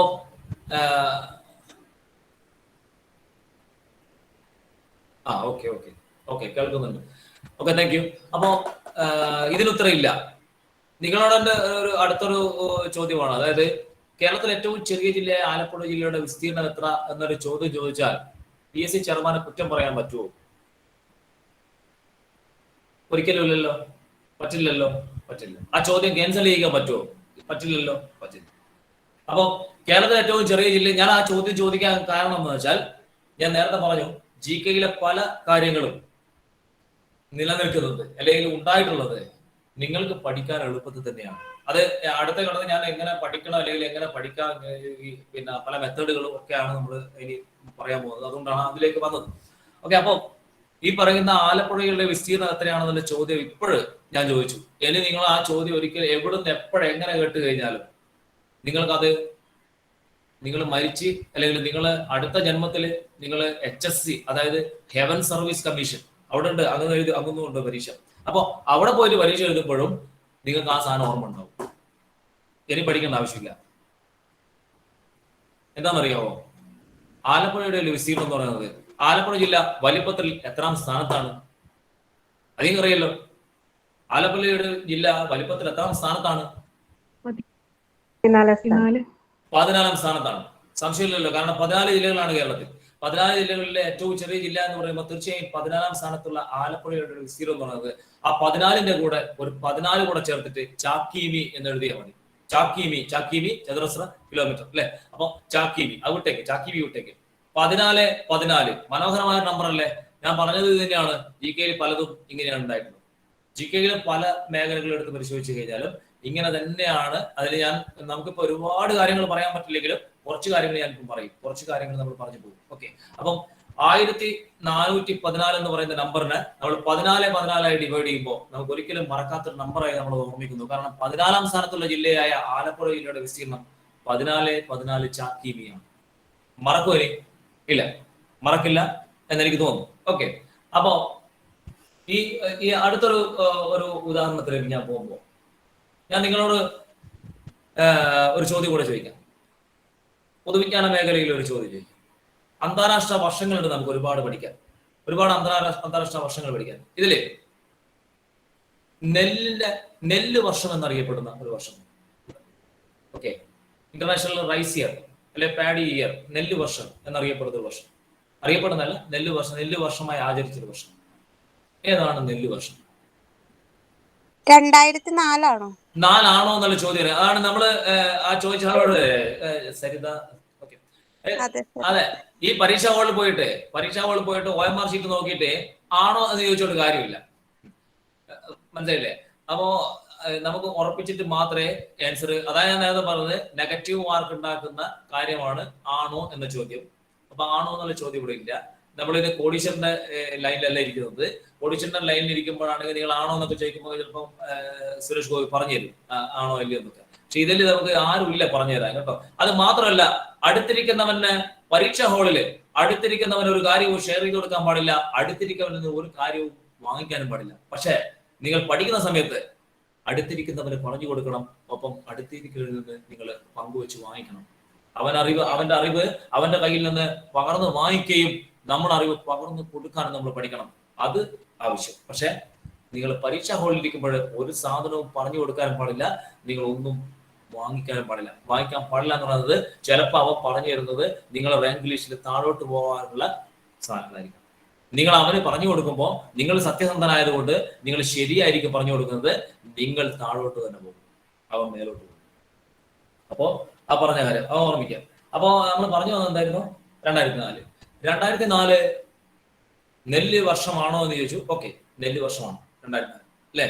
അപ്പോ നെല്ല് വർഷം 2004 നെല്ല് വർഷം എന്ന് നമ്മൾ പഠിക്കുമ്പോൾ ഞാൻ പിന്നെ ആ 2004 നെല്ല് വർഷം എന്നുള്ളതിന്റെ മൈൻഡിൽ വന്നു. അത് ഞാൻ പഠിച്ചു, ഒരു സമയത്ത് പഠിച്ചു. ഞാൻ പിന്നെ ബോട്ടണി മേഖലയിലേക്ക് പോയപ്പോൾ, സസ്യശാസ്ത്രം പഠിച്ചുകൊണ്ടിരിക്കുമ്പോൾ, നെല്ലിനെ കുറിച്ച് പഠിക്കുമ്പോൾ അവിടെ ഒരു സാധനം കടന്നു. നെല്ലിന്റെ ക്രോമസോം സംഖ്യ. ഞാനൊരു കണക്റ്റീവ്, അതായത് ലിങ്ക് മെത്തേഡിൽ പഠിക്കേണ്ട ഒരു കാര്യമാണ് പറയുന്നത്. അതായത് നെല്ലിന്റെ ക്രോമസോം സംഖ്യ എന്നൊരു ഭാഗത്തെത്തുന്നു. ആ നേരത്തെ പഠിച്ച കാര്യന്റെ മൈൻഡിലുള്ളത് കൊണ്ട് നെല്ലിന്റെ ക്രോമസോം സംഖ്യ എന്ന നമ്പർ കാണുമ്പോൾ ഈ രണ്ട് സാധനം നമ്മുടെ ലിങ്ക് ഞാൻ അവിടെ നോട്ട് ചെയ്യുന്നു. ആ ലിങ്ക് എന്റെ മനസ്സിൽ ഞാനത് എഴുതി വെക്കുന്നു. അത് പിന്നീട് ഒരു കാലത്ത് മറക്കാത്ത 2 GK-കളായി മാറുകയാണ്. അപ്പോ 2004 നെല്ല് വർഷമാണ്. അവിടെ ഞാൻ നെല്ലിന്റെ ക്രോമസോം സംഖ്യ പഠിക്കുമ്പോൾ ഈ നമ്പറുമായിട്ട് ഒരു ചെറിയ അടുപ്പമുള്ള ഒരു സംഭവം ആയതുകൊണ്ട് തന്നെ ഞാനത് ലിങ്ക് ചെയ്യാൻ പറയാൻ. നെല്ലിന്റെ ക്രോമസോം സംഖ്യ എത്രയാണ്? 12. 2004 12 ഉണ്ടോ? 12 എന്ന് പറഞ്ഞത് ഓക്കെ. ഇയാള് പറഞ്ഞത്, ഫാത്തിമ പറഞ്ഞത് ശരി തന്നെയാണ്. അതായത് ജോഡിയിൽ എന്ന് ചോദിച്ചാൽ, അല്ലെ, ജോഡിയിൽ എന്ന് ചോദിച്ചാൽ 12. ഓക്കെ, ശരിയാണ്. മൈക്ക് 12. ഓക്കെ, ഏതോ ഒരു മൈക്ക് ഉണ്ടല്ലോ, മഴ പെയ്യുന്നു. അപ്പോ 24, അതായത് 2004 ആ 2 0 ഒഴിവാക്കുമ്പോൾ ആ 20. നമ്മൾ പറഞ്ഞു വരുന്നത് നമ്മൾ PSCയിൽ എങ്ങനെ പഠിക്കണം എന്നാണ്. നമ്മൾ 10ാം ക്ലാസ്സിലോ പ്ലസ് 2 പഠിക്കുന്നതല്ല. PSCയിൽ നമ്മൾ എങ്ങനെ കണക്ട് ചെയ്യണം, ഈ കണക്ട് ചെയ്ത കാര്യങ്ങൾ നമ്മൾ കൂടുതൽ കാലം എങ്ങനെ ഉപയോഗപ്പെടുത്താൻ പറ്റണം എന്നുള്ളതാണ്. 2 ആഴ്ചയാണ് മനുഷ്യന്റെ മെമ്മറി എന്ന് പറയുന്നത്. പരമാവധി 2 ആഴ്ചകൾ കഴിയുമ്പോൾ ഈ പറയുന്ന സാധനങ്ങൾക്ക് ഔട്ടാവും. അപ്പം നമ്മൾ വീണ്ടും എടുത്ത് പഠിക്കേണ്ടി വരും. എന്നാൽ നമ്മൾ ഈ രീതിയിൽ കണക്ട് ചെയ്തൊക്കെ പഠിക്കുമ്പോൾ എത്രയോ കാലം നമ്മളെ മനസ്സിൽ ഉണ്ടാവുകയും, ഇനി അഥവാ തന്നെ നമ്മളെ മൈൻഡിൽ നിന്ന് ഔട്ടായി പോയാൽ തന്നെ ചിലപ്പോൾ പരീക്ഷാ ഹാളിൽ ഇരിക്കുമ്പോൾ അത് നമ്മൾക്ക് സ്ട്രൈക്ക് ചെയ്ത് നമുക്കത് ആൻസറായി മാറ്റാൻ പറ്റുന്ന ഒരു സംവിധാനത്തിലേക്ക് എത്തുകയും ചെയ്യും. നമ്മുടെ മെമ്മറി അങ്ങനെയാണ്. അപ്പം 24 എന്ന് പറയുന്ന സംഖ്യ, 2004 എന്ന് പറയുന്ന സംഖ്യ, അവിടെ നെല്ലിന്റെ 2 ആൻസറുകൾ നമ്മൾ ഓർമ്മിക്കുക അല്ലേ? ഈ പറയുന്ന രീതിയിൽ ഞാനിപ്പോ നേരത്തെ 12 എന്ന് പറഞ്ഞ ആള് ആൻസർ ചെയ്തപ്പോ വേറൊരു കാര്യം ഓർമ്മിക്കണം, പഴയൊരു കാര്യം ഓർമ്മിക്കുകയാണ്. അതായത് ഞാൻ ആദ്യ കാലഘട്ടങ്ങളിൽ പരീക്ഷ പഠിക്കാതെ പോകുന്ന കാലഘട്ടത്തിൽ നമുക്ക് 1 or 2 ചോദ്യമൊക്കെ ചിലപ്പോൾ അറിയുന്ന ചോദ്യങ്ങൾ വരിക. അറിയുന്ന ചോദ്യം കാണുമ്പോൾ മനസ്സിലാകെ ഒരു ലഡുപൊട്ടും. അങ്ങനെ ഞാനൊരു പരീക്ഷയ്ക്ക് പോയപ്പോൾ 36ാമത്തെ ചോദ്യം, ഞാൻ 36 വരെ 35 വരെ വായിച്ചു, എനിക്കറിയില്ല. പക്ഷെ ഞാൻ 35 വരെ കുത്തി കേട്ടോ, കുത്തി, അതുപോലെ കാര്യം. 36ാമത്തെ ചോദ്യം വായിച്ചപ്പോൾ എനിക്ക് അറിയാവുന്ന ഒരു ചോദ്യം, മനുഷ്യന്റെ ക്രോമസോം സംഖ്യ എന്താണ്? Answer option A. മനുഷ്യന്റെ ക്രോമസോം സംഖ്യ നമുക്കറിയാം, നമ്മൾ ചെറുപ്പത്തിലെ പഠിക്കുന്നതാണ്, അങ്ങനെ അറിയാം, സ്കൂളിൽ നിന്നൊക്കെ പഠിച്ചാണ്. 46 ആണ് അല്ലെ? അപ്പൊ 46 എന്ന് പറയുന്ന സംഖ്യ ഓപ്ഷൻ എയിൽ തന്നെ ഉണ്ട്, ഒന്നും പഠിക്കേണ്ട ആവശ്യമില്ലല്ലോ. ഓപ്ഷൻ എ ഞാൻ ചാടിക്കുത്തി, ഓപ്ഷൻ എ ചാടിക്കുത്തി. അപ്പോ ചാടിക്കുത്തി ബാക്കിയും ആൻസർ ചെയ്തു, 100 ആൻസർ ചെയ്തു. 100 ആൻസർ ചെയ്ത് ഞാനെനിക്ക് പോകുന്നു. എനിക്കറിയാം ഒരു ചോദ്യം എനിക്ക് അറിയുന്നുള്ളൂ, ബാക്കിയൊക്കെ ഭാഗ്യമുണ്ടെങ്കിൽ കിട്ടുന്നതാണ്. ആൻസർ കീ വന്നു, പിറ്റേ ദിവസം എടുത്ത് വായിച്ച് കൊടുത്ത് നോക്കിയപ്പോൾ ആൻസർ കീ ഡി എന്നാ കൊടുത്തിരുന്നത്, ഞാൻ എ ആ കൊടുത്തിയത്. ആൻസർ കീ ഡി നോക്കുമ്പോൾ 23 എന്നാ കാണുന്നത്.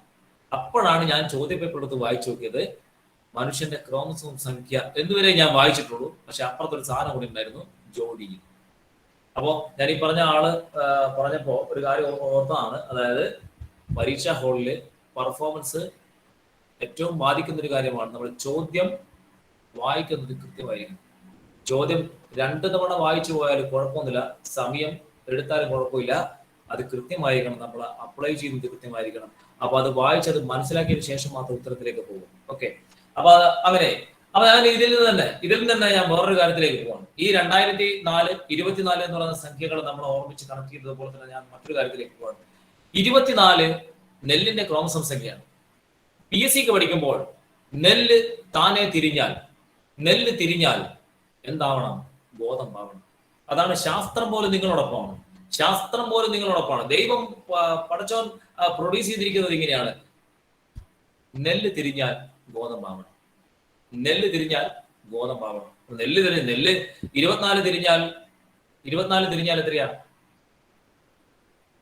24 തിരിഞ്ഞാൽ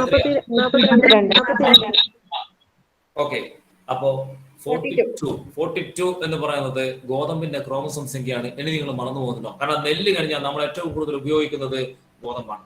ഇവിടെ ധാന്യം എന്ന് പറയുന്നത് ഗോതമ്പാണ്. അപ്പൊ നെല്ലിന്റെ ക്രോമസോം സംഖ്യയും അതേപോലെ തന്നെ ഗോതമ്പിന്റെ ക്രോമസോം സംഖ്യയും തമ്മിലുള്ള ഒരു കണക്ഷനാണ് നമ്മൾ ഓർമ്മിക്കുന്നത്. നെല്ല് താനേ തിരിഞ്ഞാൽ എന്ന് കൂടെ പഠിക്കുമ്പോൾ നിങ്ങൾ പെണ്ണുണ്ടെങ്കിൽ നിങ്ങൾക്ക് പെട്ടെന്ന് നോട്ട് ചെയ്യാം.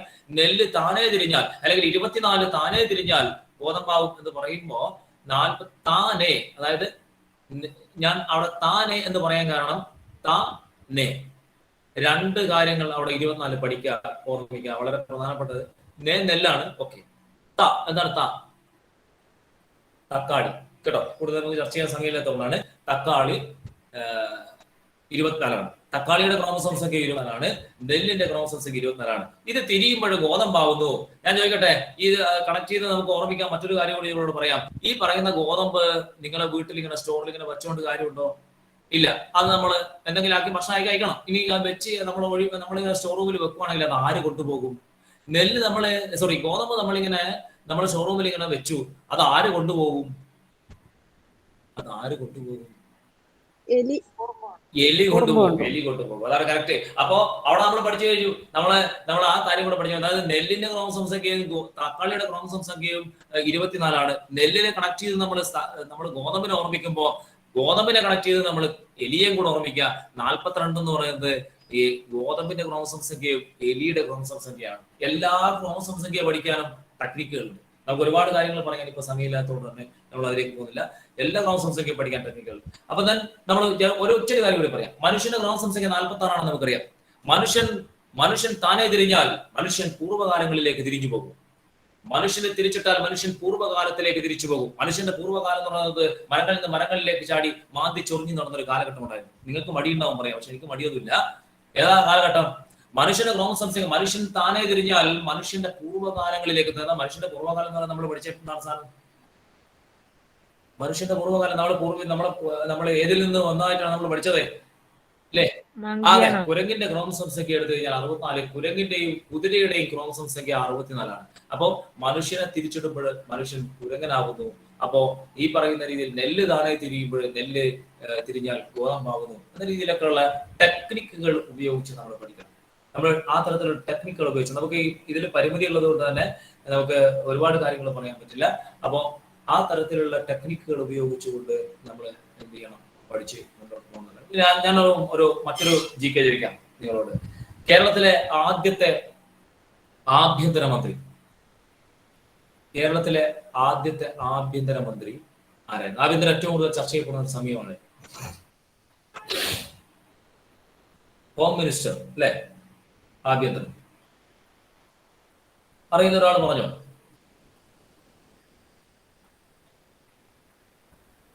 കേരളത്തിലെ ആദ്യത്തെ നിയമസഭ നമുക്കറിയാം.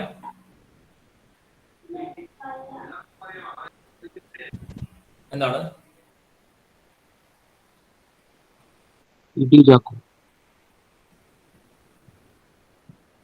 EMS ആണോ? EMS ആണെന്ന് പല പുസ്തകങ്ങളിലും ഉണ്ട്. അത് ഫാത്തിമ എവിടെയെങ്കിലും വായിച്ചിട്ടുണ്ടാവും, അതുകൊണ്ടായിരിക്കും അങ്ങനെ പറഞ്ഞത് അല്ലെ? കേരളത്തിലെ ആദ്യത്തെ ആഭ്യന്തരമന്ത്രി EMS ആണെന്ന് പല പുസ്തകങ്ങളിലും ഉണ്ട്. അതുകൊണ്ട് തന്നെ ചിലപ്പോൾ അങ്ങനെ പറഞ്ഞിട്ടുണ്ടാവും, അങ്ങനെ വായിച്ചുകൊണ്ടായിരിക്കും അങ്ങനെ പറഞ്ഞത്. ഓക്കെ, പക്ഷെ EMS അല്ല. ആദ്യത്തെ മന്ത്രിസഭ EMS ആണെന്ന് അറിയാം നമുക്ക്. പക്ഷെ കേരളത്തിലെ ആദ്യ ആഭ്യന്തരമന്ത്രി എന്ന് പറയുന്നത് VR കൃഷ്ണ അയ്യർ ആണ്. VR കൃഷ്ണ അയ്യരുടെ മുഴുവൻ പേരെന്താണെന്ന് അറിയുന്നത്? കേരളത്തിലെ ആദ്യ മന്ത്രിസഭയിലെ 6ഓളം വകുപ്പുകൾ കൈകാര്യം ചെയ്ത മന്ത്രിയാണ്.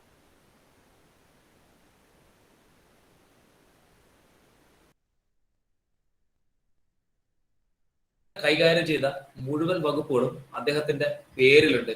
പക്ഷെ അത് മുഴുവൻ പേരെഴുതണം. അദ്ദേഹത്തിന്റെ മുഴുവൻ പേരെന്താണ്? ജസ്റ്റിസ് വൈദ്യനാഥപുരം രാമകൃഷ്ണ അയ്യർ. എഴുതാ നിങ്ങൾ പുസ്തകത്തിൽ. ജസ്റ്റിസ് വൈദ്യനാഥപുരം രാമകൃഷ്ണ അയ്യർ.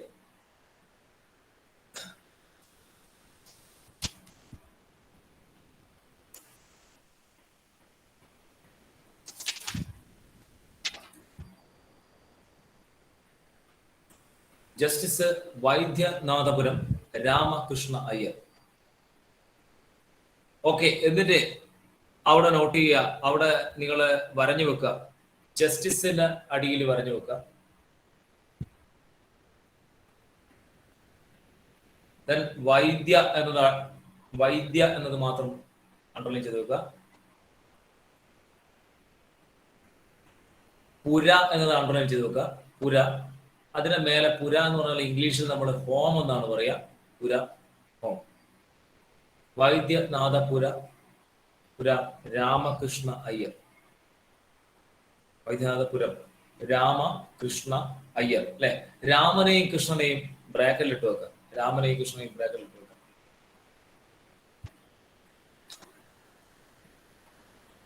അതില് ജസ്റ്റിസ് എന്ന് എഴുതിയതില് മലയാളത്തിലായിരിക്കും ജസ്റ്റിസ് എന്ന് എഴുതിയത് ഞാൻ വിചാരിക്കുന്നു. ജ എന്ന അവിടെ 2 കാര്യങ്ങൾ നിങ്ങൾ എടുക്കണം. ജ എന്ന അക്ഷരത്തിൽ നിന്ന് ജയിൽ വകുപ്പും ജലസേചന വകുപ്പും വി ആർ കൃഷ്ണ അയ്യർ ആയിരുന്നു. ജയിൽ വകുപ്പും ജലസേചന വകുപ്പും വി ആർ കൃഷ്ണ അയ്യർ ആയിരുന്നു. Irrigation department, jail department, irrigation, jail, ജലം, ജലസേചനം. ദെൻ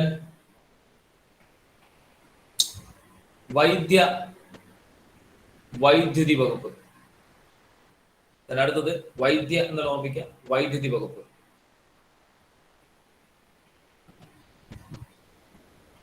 ദെൻ പുര എന്നതിൽ നിന്ന് അവിടെ ഞാൻ പറഞ്ഞു ഹോം എന്നെഴുതാൻ പറഞ്ഞു.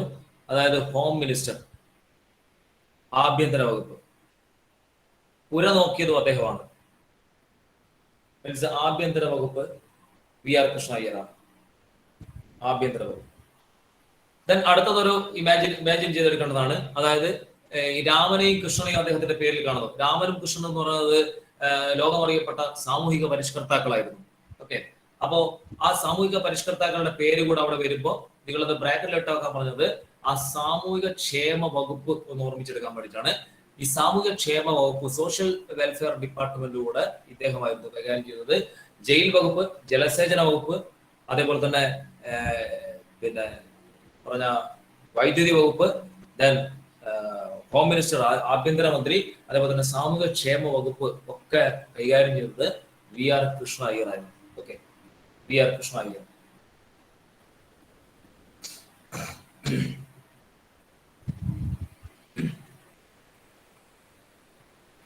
ഓക്കെ,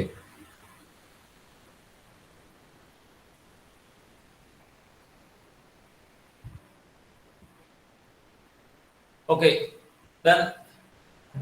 ഈ പറയുന്ന രീതിയിൽ ഒരു ടെക്നിക്കുകൾ ഉപയോഗിച്ച് പഠിക്കേണ്ട ഒരു കാലഘട്ടത്തിലൂടെയാണ് ഇനി നമ്മൾ കടന്നു പോകുന്നതിലുള്ള പ്രധാനപ്പെട്ട ഒരു ഘടകം എന്ന് പറയുന്നത് ഈ സ്റ്റേറ്റ്മെന്റ് ടൈപ്പ് ചോദ്യങ്ങൾ വരുന്നതാണ് ഏറ്റവും വലിയ പ്രശ്നം. നിങ്ങളോട് ഇപ്പൊ ചോദിക്കുകയാണ്, താഴെ പറയുന്നവയിൽ ഹംഫ്രി ഡേവിയുമായി ബന്ധമില്ലാത്തത് ഏത്? താഴെ പറയുന്നവയിൽ ഹംഫ്രി ഡേവിയുമായി ബന്ധമില്ലാത്തത്. ഇങ്ങനെ ചോദ്യം കംപ്ലീറ്റ് ഇപ്പൊ വന്നുകൊണ്ടിരിക്കുന്നത് ഒരു 15-20 ചോദ്യങ്ങളൊക്കെ നമ്മളെ കൊടുക്കുന്ന രീതിയിലുള്ള, ഇനി അതിലും കൂടുതലൊക്കെ ആവാം. അപ്പോ കാരണം സമയവും കൂട്ടി. അടുത്ത ഫെബ്രുവരി മുതൽ പരീക്ഷയുടെ സമയം മാറുകയാണ്. 1.25 മണിക്കൂർ മുതൽ 1.5 മണിക്കൂറാവുകയാണ്. ഈ 1.5 മണിക്കൂറാക്കിയത് വെറുതെ അല്ല, നിങ്ങളെ ബുദ്ധിമുട്ടിപ്പിക്കാൻ തന്നെയാണ്. അതായത് ചോദ്യങ്ങളുടെ ഘടന മാറിയിട്ടുണ്ട്. അതിൽ വലിയ ചോദ്യങ്ങൾ, അതായത് സ്റ്റേറ്റ്മെന്റ് ടൈപ്പ്, പൂൾ ടൈപ്പ് ചോദ്യങ്ങൾ ഉൾപ്പെടുത്തിയിരിക്കുകയാണ്. വായിച്ച സമയം, ഒരു ചോദ്യം തന്നെ വായിച്ചെടുത്ത് നമ്മൾ മനസ്സിലാക്കാൻ തന്നെ സമയമാണ്. പിന്നെ ഓപ്ഷൻ നമ്മളെല്ലാം അറിഞ്ഞിരിക്കണം എന്ന രീതിയിലൊക്കെ മാറി, കാര്യങ്ങൾ മാറി. ഓക്കെ, അപ്പൊ അതിലൊന്നും ഒരു നിങ്ങൾ വേവലാതിപ്പെടേണ്ട ആവശ്യമൊന്നുമില്ല കേട്ടോ. കാരണം അത് ഇങ്ങനെയല്ലായോ. ഇനിയിപ്പോ പറഞ്ഞു വന്നത് മാറ്റങ്ങൾ എല്ലാവർക്കും മാറ്റമാണ്. എല്ലാവർക്കുള്ള മാറ്റമാണ്, നിങ്ങൾക്ക് ഒരാൾക്കുള്ള മാറ്റമല്ല. അതാണ് നിങ്ങൾ ചിന്തിക്കേണ്ടത്. അപ്പൊ അതുകൊണ്ട് തന്നെ പഠിക്കുന്ന ഒരാളെ സംബന്ധിച്ചിടത്തോളം ഈ പറയുന്ന കാര്യങ്ങൾ വരുമ്പോൾ എന്ത് മാറ്റം ഉണ്ടാകുമ്പോഴും ഈ പഠിക്കുന്ന എല്ലാവർക്കുമുള്ള മാറ്റമാണ് എന്നുള്ളത് ഉൾക്കൊള്ളണം ആദ്യം.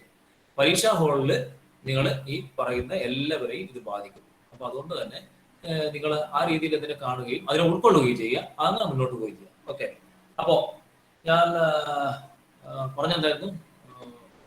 അപ്പോ അംഫിഡൈമിയുമായി, ശാസ്ത്രജ്ഞനാണ്, അംഫിഡൈമിയുമായി ബന്ധമില്ലാത്ത ഏതോ എന്ന് പറഞ്ഞിട്ട് കുറെ അയാളുടെ കണ്ടുപിടുത്തങ്ങൾ, അതേപോലെ തന്നെ അതിൽ 1 or 2 കണ്ടുപിടുത്തം അല്ലാത്തത്, എന്നിട്ട് 1, 2, 3, 2, 3, 4 അങ്ങനെ ഓപ്ഷൻ ABCD വെരിയാണ് ഓപ്ഷൻ. നമ്മൾ എന്ത് ചെയ്യും? നമുക്ക് ആകെ ബുദ്ധിമുട്ടാവും ഏത് അംഫിഡൈമിയുടെ കണ്ടുപിടുത്തങ്ങൾ. അപ്പൊ നമ്മൾ ചിലപ്പോൾ 1 or 2 നമ്മൾ പഠിച്ചിട്ടുണ്ടാവുള്ളൂ. അത് നമ്മൾ 1, 2 പഠിച്ച ആ കണ്ടുപിടുത്തം വെച്ച് നമുക്കിത് ചിലപ്പോൾ ആൻസർ ചെയ്യാൻ പറ്റുന്നില്ല. അപ്പൊ നമ്മൾ എന്ത് ചെയ്യണം? അംഫിഡൈമിയുടെ എല്ലാ കണ്ടുപിടുത്തങ്ങളും അല്ലെങ്കിൽ ഒരുവിധമെല്ലാം നമ്മൾ പഠിച്ചിട്ടുണ്ടാവണം, അല്ലേ? അപ്പോൾ ആ രീതിയിലുള്ള ഒരു മെത്തേഡിലേക്ക്, ടെക്നിക്കുകൾ ഉപയോഗിച്ചുള്ള മെത്തേഡിലേക്ക് കൂടെ നമ്മൾ പഠനത്തെ കൊണ്ടുവരണം. ഈ ക്ലാസ്സുകൾ നമുക്ക് ഈ പറയുന്ന ശരിയായ രീതിയിലുള്ള ക്ലാസ്സുകൾ കിട്ടുമ്പോൾ അതോടൊപ്പം തന്നെ ടെക്നിക്കുകൾ ഉപയോഗിച്ചിട്ടുള്ള ഒരു പഠനവും കൂടെ നമ്മൾ കൊണ്ടുവരണം എന്നാണ് എനിക്ക് പറയാനുള്ളത്. അപ്പം പറഞ്ഞത് ഇപ്പൊ അംഫിഡൈമിയുടെ നിങ്ങൾ പെട്ടെന്ന് നോട്ട് ചെയ്യണം. ദേവിയെ ഇങ്ങനെ ഓർമ്മിക്കാം. ദേവിയെ പോ ബാബോ സോക്ക നോക്കണേ, പറഞ്ഞു നോക്കണേ. ദേവിയെ ഉദ്ദേശിച്ചത് അംഫിഡൈമിയെ വിളിച്ചതാണ്. ദേവിയെ പോ ബാബോ, പോ ബാബോ, പോ ബാബോ. ബാബോ എന്നുള്ളത് ബാസ്കറ്റ് ബോളിന്റെ ബാ. ഓക്കെ, പോ ബാബോ സോക്ക, സോക്ക. അതായത് അംഫിഡൈമിയുടെ കണ്ടുപിടുത്തങ്ങൾ മൊത്തമായിട്ട് നമ്മൾ ഒരൊറ്റ ലൈനിൽ നമ്മൾ പഠിക്കുകയാണ്.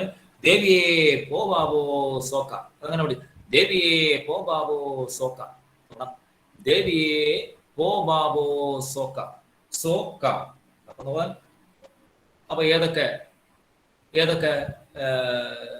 കണ്ടുപിടുത്തങ്ങളാണ് അംഫിഡൈമിയുടെ ഈ പറയുന്ന മൂലകങ്ങളുടെ പേരാണ്, അംഫിഡൈമിയുടെ കണ്ടെത്തലിലുള്ള മൂലകങ്ങളുടെ പേരാണ് അതൊക്കെ.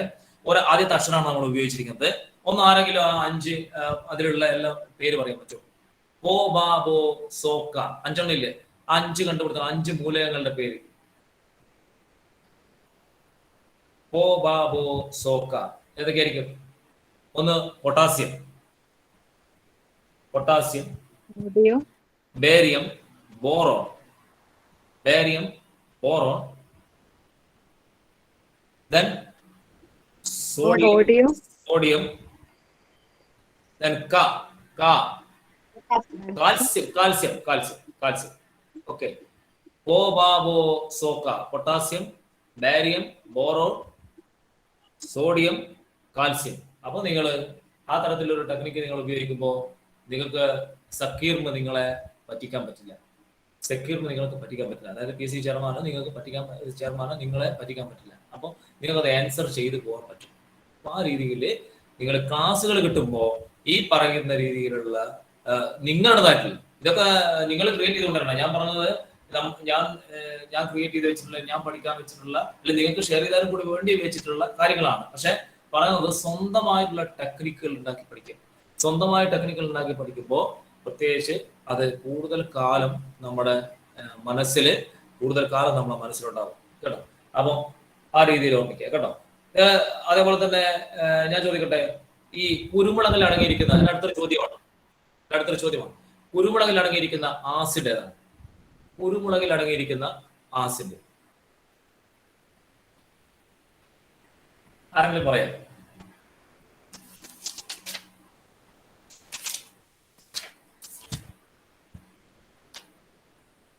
അറിയില്ല?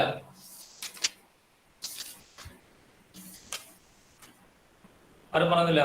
കുരുമുളകിൽ അടങ്ങിയിരിക്കുന്ന ആസിഡ് ഏതാണ്? മാലിക് ആസിഡ് അല്ല. പിന്നെ ഞാൻ ഇനി അടുത്ത പറയാൻ പോകുന്നത് വേറൊരു കോഡാണ്, ഒരു മെമ്മറി കോഡാണ്. അതായത് നിങ്ങൾ ഇങ്ങനെ എഴുതി വെക്കുക, VC, അതായത് VC വൈസ് ചാൻസലർ എന്നുള്ള VC, അത് ഇംഗ്ലീഷിൽ എഴുതി വെക്കുക. VC ഇനി പറയുന്നത് മലയാളത്തിൽ എഴുതി വെക്കുക. VC തക്ബീർ, VC തക്ബീർ, VC തക്കുബീൻ, തക്കുബീൻ, ബീൻസ് എന്ന് പറയുന്നത് ബീൻ, ബീൻ, തക്കുബീൻ, തക്കുബീൻ. അതായത് ഓക്സ്ഫോർഡ് യൂണിവേഴ്സിറ്റിയുടെ വൈസ് ചാൻസലർ ആണെന്ന് ചോദിച്ചാൽ VC തക്കുബീൻ എന്ന് ഓർമ്മിക്കണം. ഓക്സ്ഫോർഡ് യൂണിവേഴ്സിറ്റിയുടെ വൈസ് ചാൻസലർ, അത് പഠിക്കണ്ടേ, അങ്ങനെ പഠിക്കണ്ടേ, ഞാൻ പറഞ്ഞത് അത് ടെക്നിക്ക് ഓർമ്മിക്കാൻ വേണ്ടി മാത്രം. ഓക്സ്ഫോർഡ് യൂണിവേഴ്സിറ്റിയുടെ വൈസ് ചാൻസലർ. ഓക്സ്ഫോർഡ് എന്ന് പറയുമ്പോൾ അവിടെ ഓർമ്മിക്കണം ഓക്സാലിക് ആസിഡ് ഓർമ്മിക്കണം, oxalic acid. Okay, oxalic acid അടങ്ങിയിരിക്കുന്നത് നോക്കിക്കോ, ഓരോ ഐറ്റംസ് നോക്കിക്കോ. VC തക്കുബീൻ, VC തക്കുബീൻ. അവിടെ നിങ്ങൾ V എന്നത് അണ്ടർലൈൻ ചെയ്തിട്ട് അവിടെ എഴുതണം. അത് മംഗ്ലീഷിലാണ് അത് ഉദ്ദേശിച്ചത്. V എന്ന് പറഞ്ഞാൽ വാഴപ്പഴം, വാഴപ്പഴം. Okay, VC തക്കുബീൻ. ഓക്സാലിക് ആസിഡ് അടങ്ങിയിരിക്കുന്ന ഒരു 4-5 കാര്യങ്ങളാണ് നമ്മൾ പറയുന്നത്. V എന്ന് പറയുന്നത് വാഴപ്പഴം. ദെൻ C എന്ന് പറയുന്നത് ചോക്ലേറ്റ്, അത് നിങ്ങൾക്ക് അറിയാവുന്നതാണ്. ചോക്ലേറ്റ്, ചോക്ലേറ്റ് മാത്രമല്ല, അവിടെ നിന്ന് ഒരു മംഗ്ലീഷ് ഒരു കാര്യങ്ങൾ എടുക്കുക, ചെറിയുള്ളി കൂടെ ഓർമ്മിക്കുക. ചെറിയുള്ളി, ഓക്സാലിക് ആസിഡ്. അതായത് സിയിൽ നിന്ന് ചോക്ലേറ്റും അതേപോലെ തന്നെ ചെറിയുള്ളി കാണിക്കാം, ചെറിയുള്ളി.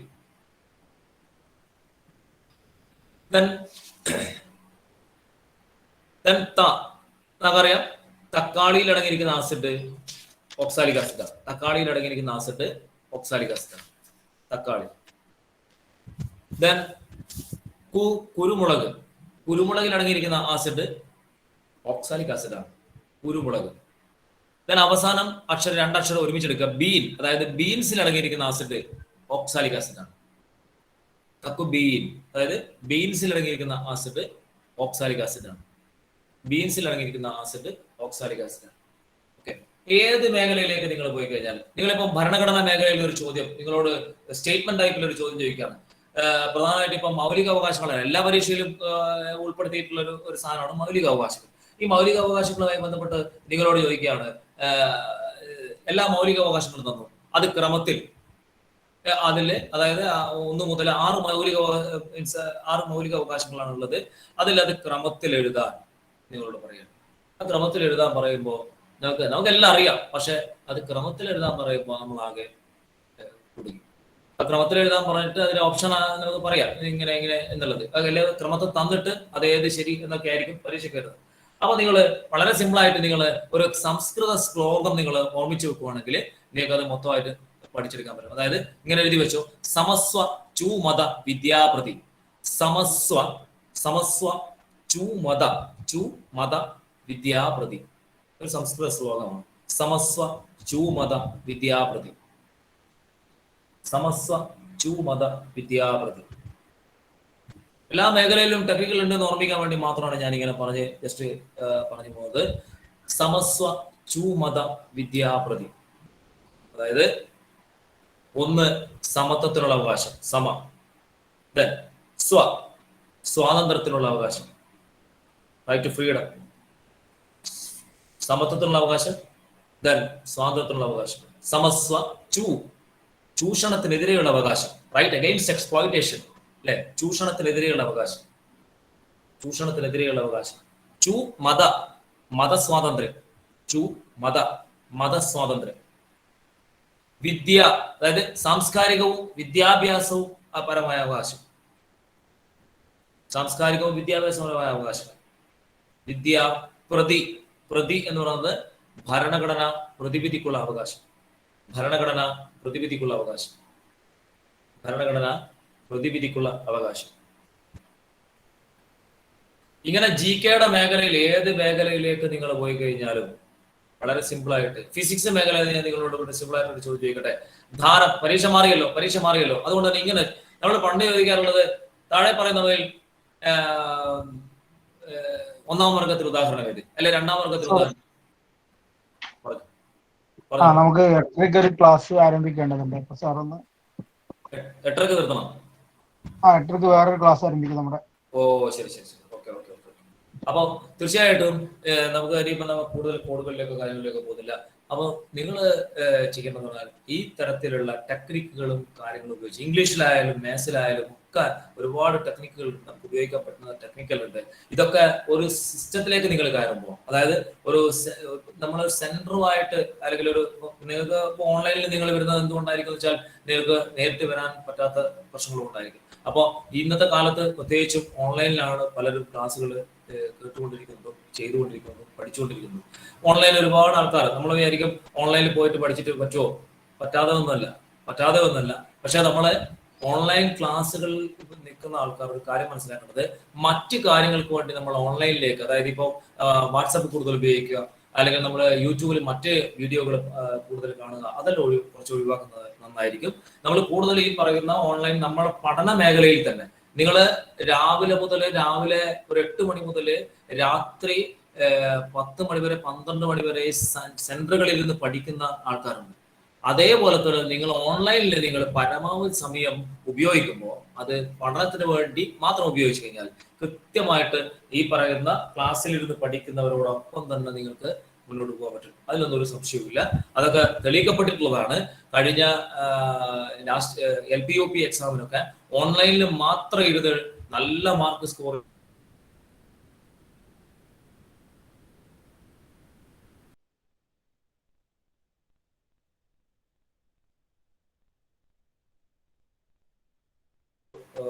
ഭാവി ഉണ്ടാവട്ടെ. അതേപോലെ തന്നെ നമ്മുടെ ഭരണ സംവിധാനത്തിന്റെ, ഞാൻ കൺക്ലൂഡ് ചെയ്യാൻ പോവാണ്, നമ്മുടെ ഭരണ സംവിധാനത്തിന്റെ കറങ്ങുന്ന ഇരിപ്പിടത്തിൽ ചിരിക്കുന്ന മുഖത്തോടു കൂടി നിങ്ങളെ കാണാൻ, വളരെ പെട്ടെന്ന് തന്നെ കാണാനുള്ള ഭാഗ്യമുണ്ടാവട്ടെ. അതിന്റെ സർവശക്തൻ നിങ്ങൾ അനുഗ്രഹിക്കട്ടെ എന്ന് മാത്രം പറഞ്ഞുകൊണ്ട് ഈ ഒരു പരിപാടി ക്ലോസ് ചെയ്യാൻ വിചാരിക്കുന്നു. നമുക്ക് സാറിന്റെ വോയിസ് കൂടെ ഒന്ന് കേൾക്കാം. റഫീഖ് സാറിന്റെ വോയിസ് കൂടെ ഒന്ന് കേൾക്കാം. റഫീഖ് സാറേ. Okay, thank you sir. അപ്പൊ നമ്മുടെ ഇതിൽ ചോദിച്ച ചില ചോദ്യങ്ങളുണ്ട്. ഒന്നാമത്തെ ചോദ്യം, ഒന്നിൽ കൂടുതൽ PSC അപ്ലൈ ചെയ്യാൻ പറ്റുമോ? നമ്മുടെ യോഗ്യതകൾക്ക് അനുസരിച്ചുള്ള എത്ര പരീക്ഷകൾക്ക് വേണമെങ്കിലും നമുക്ക് അപ്ലൈ ചെയ്യാവുന്നതാണ് മറുപടി. 2, LGS പ്രിലിംസ് ഉണ്ട് എന്നാണ്. എല്ലാ പരീക്ഷകൾക്കും പ്രിലിംസ് ഉണ്ടാവുന്നതാണ്. LGS കമ്പനി ബോർഡിന് ഈ പറയുന്ന മെയിൽ എക്സാം ഉണ്ടാവും. മൂന്നാമത്തെ ചോദ്യം അതാണ്, എന്നാണ് പ്രിലിംസ്? അപ്പൊ മെയിൽ ഉണ്ടാവുന്നതാണ് നിലവിൽ ലഭ്യമായ വിവരങ്ങൾ. അടുത്ത, വനിതാ പ്രിസൺ ഓഫീസർ നോട്ടിഫിക്കേഷൻ വന്നു എന്നാണ്. പക്ഷേ അത് നോട്ടിഫിക്കേഷൻ ആയിട്ടുണ്ട്, അത് സൈറ്റിൽ എത്തിയിട്ടില്ല എന്ന് തോന്നുന്നുണ്ട്. ഇപ്പൊ ഒരാഴ്ചക്കുള്ളിൽ വരുമായിരിക്കും. IRBയുടെ എക്സാം ഡേറ്റ് എന്നാണെന്നാണ് അടുത്ത ചോദ്യം. IRBയുടെ എക്സാം ഡേറ്റും IRBയുടെ എക്സാമിന്റെ കാര്യത്തില് പക്ഷെ ചിലപ്പം അതിന്റെ പ്രിലിംസ് ഉണ്ടോ ഇല്ലയോ എന്നുള്ളതിനെ പറ്റി കൃത്യമായിട്ടൊരു ധാരണ എത്തിയിട്ടില്ല. അതുകൊണ്ട് തന്നെ അതിന്റെ പറയാനായിട്ടില്ല. PSCയുടെ നിലപാട് എന്താണ് ആ കാര്യത്തിൽ. അതിന് ഈ എക്സ്ട്രാ ഫിസിക്കൽ നമ്മുടെ എൻഡ്യൂറൻസ് ടെസ്റ്റ് ഒക്കെ ഉള്ളത് കൊണ്ട് തന്നെ ഈ പറയുന്ന പ്രിലിംസോ ഉണ്ടോ ഇല്ലയോ എന്നുള്ളത് തീരുമാനത്തിലായിട്ടില്ല. അടുത്ത ചോദ്യം, പ്രിസൺ ഓഫീസറുടെ ഏജ് ലിമിറ്റ് എത്രയാണെന്നാണ്. പ്രിസൺ ഓഫീസറുടെ ഏജ് ലിമിറ്റ് സാധാരണ PSCയുടെ ലിമിറ്റ് തന്നെയാണ്. അതായത് 36, 39. അത് എല്ലാവർക്കും സാധാരണ PSC അപ്ലൈ ചെയ്യുന്ന പോലെ തന്നെ അപ്ലൈ ചെയ്യാം. LGS പോസ്റ്റ് ഏത് ഓഫീസിലേക്കാണ് എന്നതാണ് അടുത്ത ചോദ്യം. LGS ഏത് ഓഫീസിലേക്കാണെന്ന്? അപ്പൊ എല്ലാ ഓഫീസിലേക്കുമാണ്. LGS ഇപ്പോഴുള്ളത് നമ്മളെ കമ്പനി ബോർഡ് LGS അല്ലേ? അതായത് KSFE, KSEB, KSRTC പോലുള്ള കമ്പനി ബോർഡ് സ്ഥാപനങ്ങളിലേക്കുള്ളതാണ് ഇപ്പൊ നടക്കാൻ പോകുന്ന LGS. മറ്റത് വേരിയസ് ഡിപ്പാർട്ട്മെന്റ്. അതിപ്പം ഓൾറെഡി കഴിഞ്ഞു, പ്രിലിംസ് കഴിഞ്ഞു, മെയിൻ എക്സാം കഴിഞ്ഞു. അതിന് അടുത്ത നോക്കിയാൽ മതി നിങ്ങൾ. അടുത്ത സിലബസ് പറയുന്നതാണ്. പരീക്ഷയുടെ സിലബസ് ആണ്. അത് ഓരോ പരീക്ഷകൾക്ക് ഓരോന്നായിരിക്കുമല്ലോ സാറേ.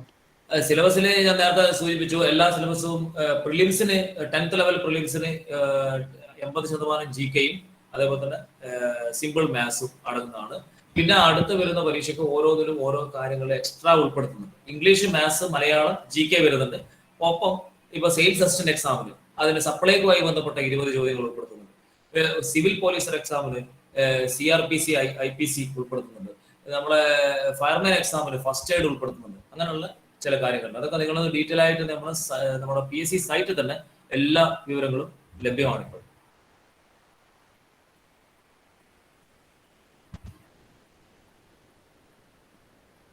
Hello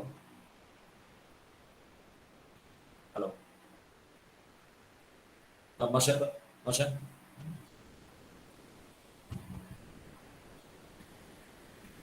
Rafeeq sir.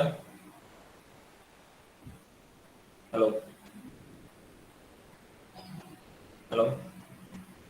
കഴിഞ്ഞ 8 മാസത്തോളമായി ഓൺലൈൻ PSC പരിശീലന രംഗത്ത് സജീവമായി ഇടപെട്ടുകൊണ്ടിരിക്കുന്നു. നമ്മുടെ LDC പരീക്ഷയുടെ ഒരു മോഡൽ 14 പരീക്ഷകൾ നടത്തിയിരുന്നു. നമ്മുടെ LDC പരീക്ഷയുടെ 60% ചോദ്യങ്ങളും അതിൽ നിന്നായിരുന്നു വന്നിരുന്നത്.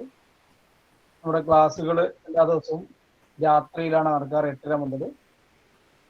എല്ലാ ദിവസവും രാവിലെ ടോപ്പിക്കുകൾ നൽകി വൈകുന്നേരം പരീക്ഷകൾ നടത്തുന്ന രീതിയുണ്ട്. പൂർണ്ണമായും ഓൺലൈൻ പ്ലാറ്റ്ഫോമിലൂടെയാണ്, ഗൂഗിൾ ഫോമിലൂടെയാണ് പരീക്ഷകൾ ഉണ്ടാവുക. ക്ലാസ്സുകൾ ഗൂഗിൾ മീറ്റിലാണ്. ഇനി വല്ല കാരണവശാലും ഒരു ദിവസം ക്ലാസ്സിൽ പങ്കെടുക്കാനൊന്നും പറ്റിയില്ലെങ്കിലും റെക്കോർഡ് ലഭിക്കുന്നതുമാണ്. താല്പര്യമുള്ള ആളുകൾക്ക് അഡ്മിഷൻ എടുക്കാൻ കൂടുതൽ വിവരങ്ങൾ വാട്സപ്പ് ഗ്രൂപ്പുകളിൽ അറിയിക്കുന്നതാണ്. അപ്പോൾ ഇനി നമുക്ക് സംശയങ്ങൾ ഗ്രൂപ്പിലോ പേഴ്സണലോ ചോദിക്കാവുന്നതാണ്. നമ്മുടെ സാധാരണ നടക്കുന്ന ക്ലാസ്സിന്റെ സമയമായതുകൊണ്ട് ഇപ്പൊ നമുക്കിവിടെ അവസാനിപ്പിക്കാം. അപ്പോൾ ഈ ക്ലാസ് അവതരിപ്പിച്ച സജീഷ് സാറിന് ഹൃദ്യമായ നന്ദി അറിയിക്കുന്നു. ഇതിൽ പങ്കെടുത്ത ഏകദേശം ഒരു 120 ആളുകൾ ഒരു ഘട്ടത്തിലുണ്ടായിരുന്നു. പിന്നെ കുറച്ച് ആളുകളൊക്കെ സാങ്കേതിക പ്രശ്നങ്ങൾ കൊണ്ടോ മറ്റെന്തോ ലെഫ്റ്റ് ആയിട്ടൊക്കെ ഉണ്ട്. എന്നാൽ പോലും മുഴുവൻ സമയം 80 ആളുകൾ ഉണ്ടായിരുന്നു. എല്ലാ ആളുകളെയും സെറ്റ് അക്കാഡമിക്ക് വേണ്ടി ഹൃദ്യമായ കൃതജ്ഞതകൾ രേഖപ്പെടുത്തുന്നു. നിങ്ങളുടെ തുടർ പഠനത്തിന്, ജോലിക്ക് ഇതൊരു ഉപകാരപ്പെടുമെന്ന് പ്രതീക്ഷിക്കുന്നു. എല്ലാവർക്കും ലെഫ്റ്റ് ആവാവുന്നതാണ്. നമ്മുടെ ഈ മീറ്റിംഗ് ഇപ്പോൾ ക്ലോസ് ചെയ്യും. Okay, thank you sir. Sir.